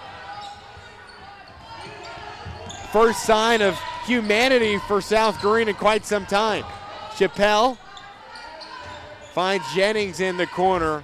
Gavin Dyer, just a possessive effort here tonight. He has been very good for this South Greene team. 33 points so far for the junior guard. It's a high for me calling a game this year. I'm not sure if it's a high in the county so far. As Zach Mason puts the first points in for Johnson County in the quarter. And to check that, Landon Lipford. I have to go back and check the annals of the season so far, but I don't know. Tyler, have you seen any totals greater than 33 so far this year as Jones gets the steal and the foul called on the other end as he is sent to the foul line? Looks like Gavin Dyer's day might be done too with 5:50 to go in this fourth quarter. But how special has this performance been today from Gavin Dyer? It's been absolutely insane. You do not see many players, if at all any players, throughout a season for a high school team put up that many points and really just be automatic. I mean, he was shooting it not just right at the arc. He was shooting it behind the arc, 25-foot shots, and he was really, it wasn't even a question. As soon as it left his hands, you're like, yeah, that's another point. That's the kind of player South Greene has on this roster. They got a special player, and they just need to, they're utilizing him perfectly. And if he can develop, South Greene's going to be dangerous when it comes to district play. And still, just 6 3-pointers. I mean, I feel like we've seen more than that, but 18 points have come from beyond the arc. I mean, we've seen him we've seen him hit 6 3-pointers this season. I believe we saw him do it a couple weeks ago against maybe Granger. Might have been Granger where he hit 6 3-pointers, and he had 21 points. So for him to do it, and kind of like you said, just going to show he's a special player who can do it more than just knocking down threes like tonight. Yeah, 18 of those 33 have come from the three ball, but still 15 points have come from not the three ball. I mean, that's how multifaceted his game can become. As Chappelle hits a corner three, he's got 19 for the road team. I'll guarantee this. When South Greene goes up to Johnson County later this year, Johnson County will make sure to throw a double team on Dyer and make sure he is not going to be the one to beat him. Alex Leone into the game for the Rebels. So is Brant Wilhoit. It's knocked around a few times, and it's Wilhoit able to connect in the end. How about it? The seniors coming in late with some minutes off the bench for South Greene. A corner three popped by Landon Lipford. And Johnson County, despite the large deficit, not just laying down. Got to respect it. And as I say that, 5 new faces coming off the bench for Johnson County. It's been a fun one, Derek. A couple of ejections, a couple of technical fouls, a 30-point performance. Can't say the ticket wasn't the price of admission. In fact, if you did stay for the whole game, it didn't get tossed.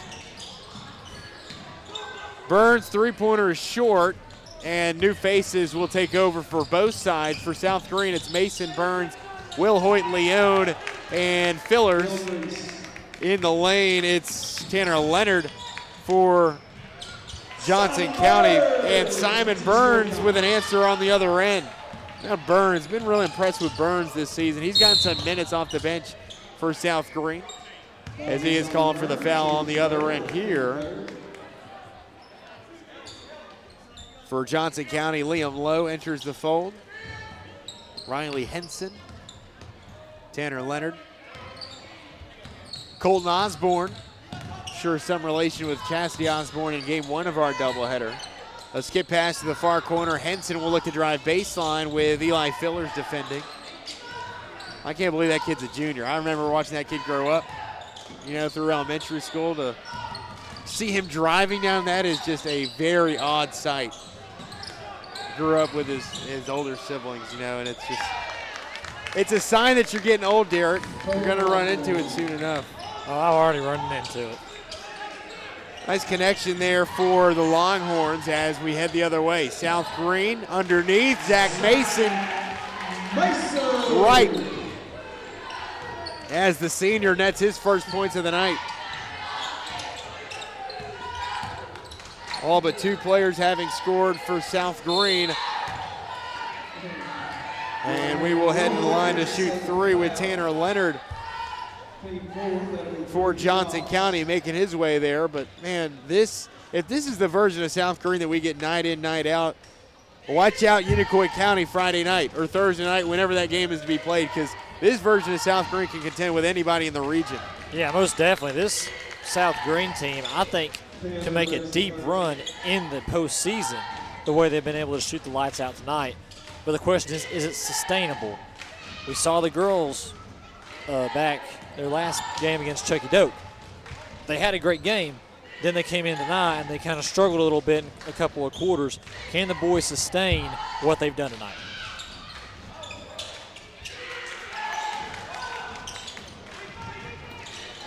A 1-for-3 trip for Tanner Leonard as Mason will look to answer with a corner 3 opposite end. This one off the mark. We head the other way with it. Johnson County, South Greene, waning minutes of game 2 of tonight's doubleheader. 27-point lead in hand for the Rebels. And Johnson County, some late flashes from some youngsters off the bench. This time Colton Osborne hearing his name called. Nicely done. A score update over in Lower Afton. Chucky Doak trailing 17-10 at the end of 1 quarter against Jackson Simmons and the Unicoi County Blue Devils. 3-point play for Colton Osborne as Johnson County will bring it to a 24-point margin. Newly entered Will Hoyt inside for Zach Mason. Couple buckets late for Zach Mason. And Simon Burns, the old gotcha underneath off the inbound pass with the steal and the immediate 2. Burns with his second bucket of the quarter. South Greene eyeing the century mark, 84-56 with 2:05 to go in this one. Johnson County has allowed 100 once this season. It was a 102-101 win over Hampton in mid-December. So a team that can put up some points. We told you about it in the pregame. Also a team that can give up some points pretty regularly. Mason drawing the foul on the right wing.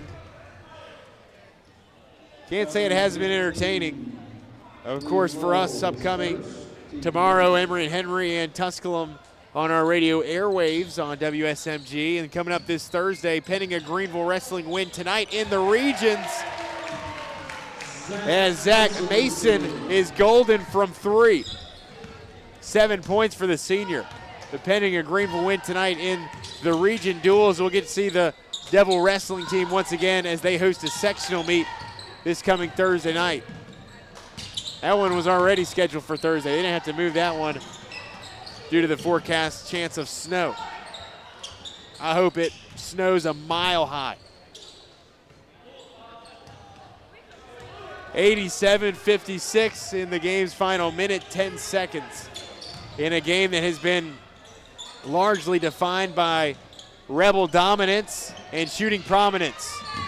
A missed three-pointer by Osborne here. A rebound, a putback. It's off by Lowe. But he does draw the foul and head to the foul line.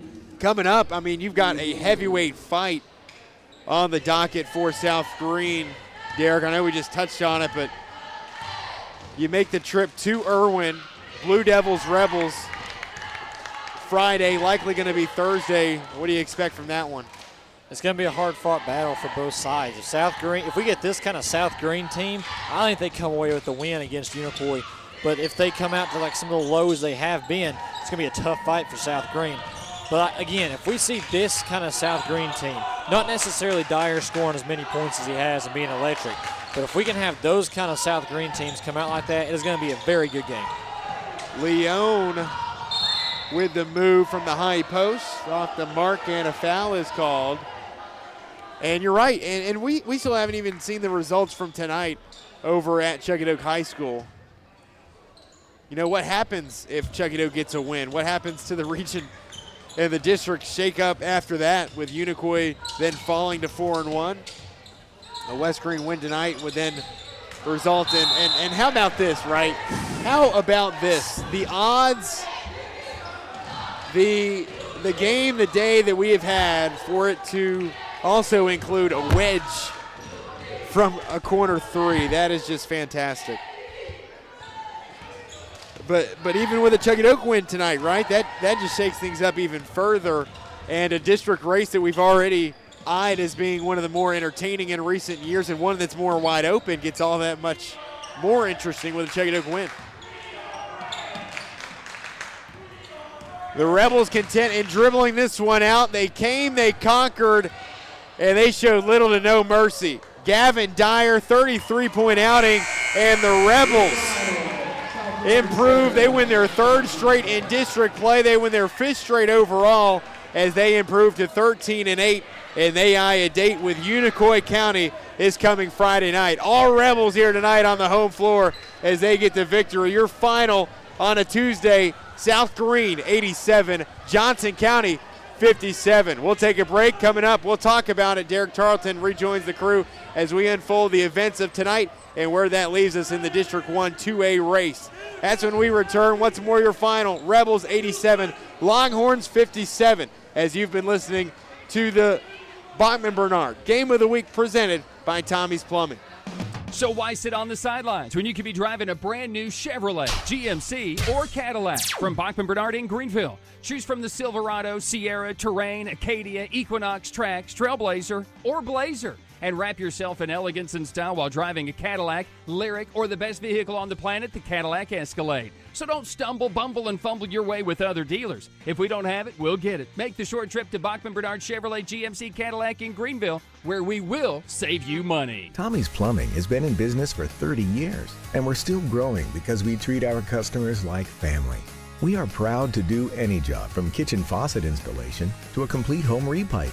Tommie's Plumbing offers warranties on most products installed by our technicians. When the job is done, our friendly professionals make sure to clean up. We invite you to visit our new showroom in Jonesboro to see our quality products for yourself. Tommie's is the only one to call when you need a fast, reliable, professional plumber in the Tri-Cities.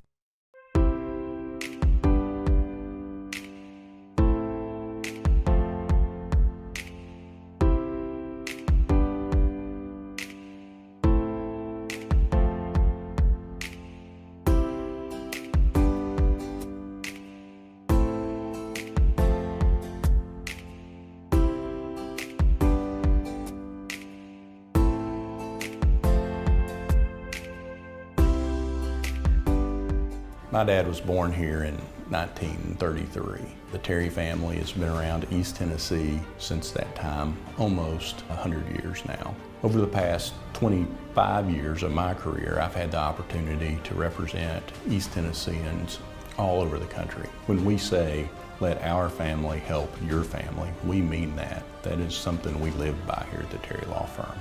You have my word that we will represent your family just like you're part of our family.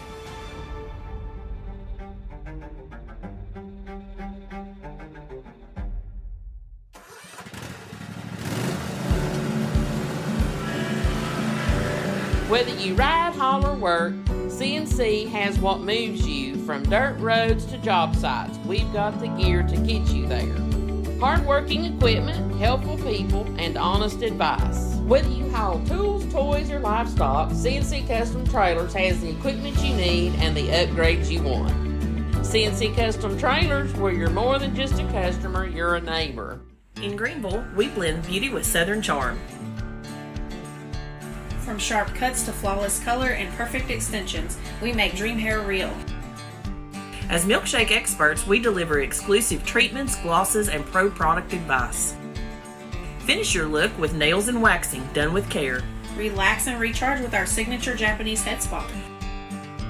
Come experience the Main Brand difference. At the Main Brand Hair Company, we wrangle your tangles. Greene County basketball is on the air. And now, Matthew Palazzo. Back here at South Greene High School as the South Greene Rebels defeat the Johnson County Longhorns by a score of 87-57. And we're going to take a look at all these stats. But spoiler alert, 10 South Greene players scored points. So we take a look at the first quarter just to start it off. Johnson County came out hot, putting up 15 points, shooting 5 of 10 from the field and 2 of 3 from the free throw line. Their leading scorers in that first quarter was actually Carson Jennings and Landon Limpford at 6 points apiece. For South Greene in the first quarter, they put up 14 points, 5 of 15 from the field and 2 of 2 from the free throw line. Their leading scorer was, of course, Gavin Dyer with 8 points. Going in the second quarter, Johnson County Longhorns put up 11 points, had a rougher offensive showing in that second quarter, putting up 5 of 13 from the field and did not attempt a free throw at all in that second quarter. Second quarter for the Rebels, complete opposite, a offensive showcase, or so we thought, for later down the road. South Greene in the second quarter put up 22 points, 7 of 10 from the field, and 4 of 4 from the free throw line. Their leading scorer, yet again, was Gavin Dyer at halftime, who had 19 points at halftime. Noah Wright had 6 points, Charlie Lane had 3, Caden Fillers had 2, and Will Arwood had 6. Going into the third quarter, Johnson County needed to come back because at halftime they was down by 10, 36-26. They came out, put up 13 points in the third quarter, 5 of 15 from the field and 2 of 2 from the free throw line. Should be good enough to somewhat keep it competitive, right? Think again. South Greene puts up 28 points in that third quarter, shooting 3 of 18 from the field and 1 of 2 from the free throw line. That leading scorer in the third quarter, just add 11 more to Gavin Dyer's total, putting up 30 points in that third quarter. Also in that third quarter, Jamison White, can't look over him, had 11 points as well. Both players had double digits in the third quarter. Fourth quarter came around. Maybe Johnson County could come up with something. Well, they did. They put up 18 points, 6 of 11 from the field and 4 of 9 from the free throw line. In the fourth quarter for the Rebels, they put up 19 points, still outscoring them, putting 8 of 17 from the field. Did not attempt a free throw in that entire fourth quarter. So for the South Greene Rebels, Jamison White finishes the night off with 11 points. Charlie Lane had 3. Wright had 10. Gavin Dyer led the way in the entire game with 33 points. Absolutely astonishing. Zach Mason, 7 points. Caden Fillers had 6. Simon Burns had 4. Lucas Couch had 4. Brant Wilhoit had 2. And Will Arwood had 9 to give South Greene a grand total of 87. For the Johnson County Longhorns, Blevins finished the day off with 3. Jennings had 10. Lipford was their team's second leading scorer with 16. Lowe had 1. Osborne had 5. Chample was the leading scorer with 19. And Leonard had 3. The final score was 87-57, Matthew. And at the first quarter, we talked about it. Completely weird. Fan gets kicked out, get a technical, everything like that. But then the Rebels settled in. Second quarter came around. And by halftime, it was all Rebel basketball. Yeah, it was. And I mean, we talked about it already. 14 three-pointers, and I think that's kind of what it was. It wasn't just a Gavin Dyer show, but it was a group effort. And it was a couple of Rebels that were just really unable to miss at certain points, especially like you said in that third quarter. Just a very special outing tonight, and one of those outings where not much goes wrong, nearly everything goes right, and everything did go right from behind the three-point arc. And when that happens and you catch fire in your own gym, it's going to be hard to beat. Yeah, I completely agree. We talked about it before the game. South Greene at South Greene, it's always tough to play. We saw some really good teams come out and lose to South Greene on their home court. We knew it was going to be a tough one for Johnson County. First quarter, you're thinking maybe this is going to be a really good game. But after the second quarter and halftime came around, South Greene just completely blew Johnson County out of the water. And that's a good Johnson County team, too. I mean, we talked about a team that took Chuggett Oak to the brink. They lose by 1. They take West Greene to the brink on the road, and they end up losing by 4 against Chuggett Oak. That was a 1-point loss against Chuggett Oak on the road. It was a 4-point loss against West Greene at home. It's a team that's going to win some games in the district. I mean, they got beat pretty badly against Unicoi County, but a win already against Happy Valley. I mean, this is a good Johnson County team. I wouldn't be surprised if we look down there at the end of the season. Already 2 away from matching their win total from last season. You said it, like, credit to them. It wasn't their night for an upset, largely due to South Greene just clicking on all cylinders. I think also it's a Johnson County team that's going to struggle a little bit with the size in their lineup. You saw that today. Just the rebounding that was big tonight for South Greene. And a lot of that has to do with South Greene. I mean, Fillers and Arwood and Wright, they were just forces on the offensive and defensive glass. And I think that's going to be a problem for Johnson County down the stretch. But credit to them. Still a young team. Still some growing pains that they'll have to go through. But definitely not a slouch by any means. Yeah, definitely. And you said it. They're young. They're learning. They're getting experience under this belt.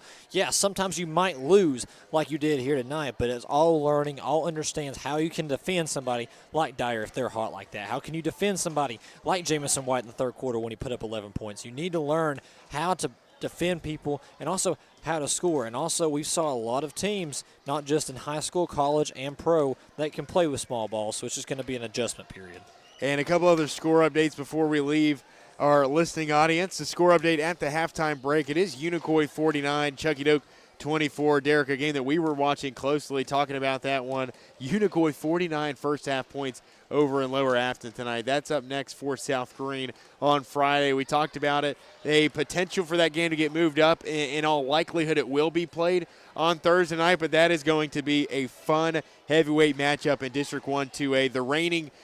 The defending champs of the district in South Greene against arguably the favorites in the district coming into the year in Unicoi County. Yeah, definitely. Unicoi, we can see it just now against Chucky Doak. Their offense is absolutely magnificent. I don't believe there's one player on that team, you can correct me if I'm wrong, that's really the one head over the other. I think that it's just a very good talent dispersed effort for Unicoi. And for South Greene, you're just going to have to come out and play defense over everybody. So Unicoi, they do have one player that's got 2,500 career points. Okay, maybe I was completely wrong. I'm not fully aware of Unicoi. But other than that, no, you'd be right. Other than that, you'd be right. It is a well-rounded effort around Simmons, and that's really their main go-to guy. But he's been over there for years now, long lineage. His family, long line of scores at Unicoi County High School. And he's the most recent to really get things started. But he's a special scorer, and it should be fun. If you got Dyer able to put up 30, Simmons able to put up 30, it's going to be an all-out battle on Friday night in Irwin. Oh, yeah, definitely. It's going to be who can score the most and how you can stop everybody else, because South Greene, now that I know that, I can change the game plan. South Greene has to defend him. You can't let him get open shots. Defend him, put whatever cost, defend him, make somebody else beat you. And some final score updates before we put a bow on tonight's broadcast. It was West Greene girls basketball getting a victory tonight as they traveled to Elizabethton. 52-23 was the final at Happy Valley. Also another score as another local county team traveled on the road tonight. It was North Greene on the road to their District 2 counterpart, the Cosby Lady Eagles. Your final in that game, it did see Cosby getting the victory 46-39, just the fourth loss on the season for North Greene.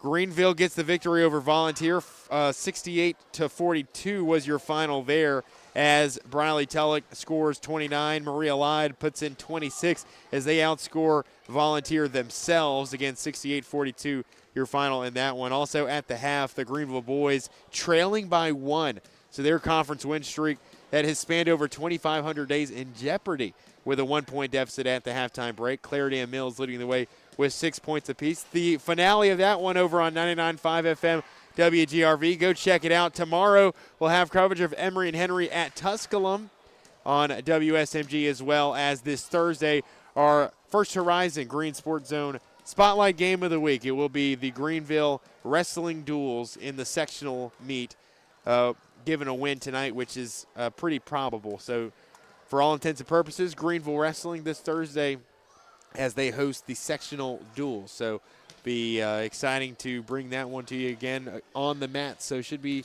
an exciting week of athletics. Again, maybe punctuated by some schedule changes due to the snow. But again, you can check our website, check our social medias, wherever you do social media. Stay tuned on all of our platforms as we will keep you up to date with all the latest in terms of schedule changes and movements all across the region and all across each sport that you cover. Derek, great night tonight. Final words for this South Greene team as they move on and they continue this winning streak now at 5 games. Great win. You ready for the next one? You got a tough one. All right, that'll do it for our broadcast here tonight. A special thanks to everybody back at home listening. I know it was a schedule shafu tonight, I guess, but we got it done in the end. So whatever, we got it done. Mountain City came down, and they left with 2 L's in the loss column. South Greene victorious tonight in the first game of our doubleheader, 58-54. Lady Rebels kept it rolling, still undefeated in the district at 5-0. And game 2, it saw an offensive explosion. The South Greene Rebels led by 33 points from Gavin Dyer. They get the victory. Up next for South Greene, a date with Unicoi County on Friday or Thursday night. So you can check our socials to find out exactly when that game will be. But until next time, for our entire crew, for Tyler Nichols, for Derek Tarleton, I'm Matthew Palazzo, saying so long, good night, and God bless from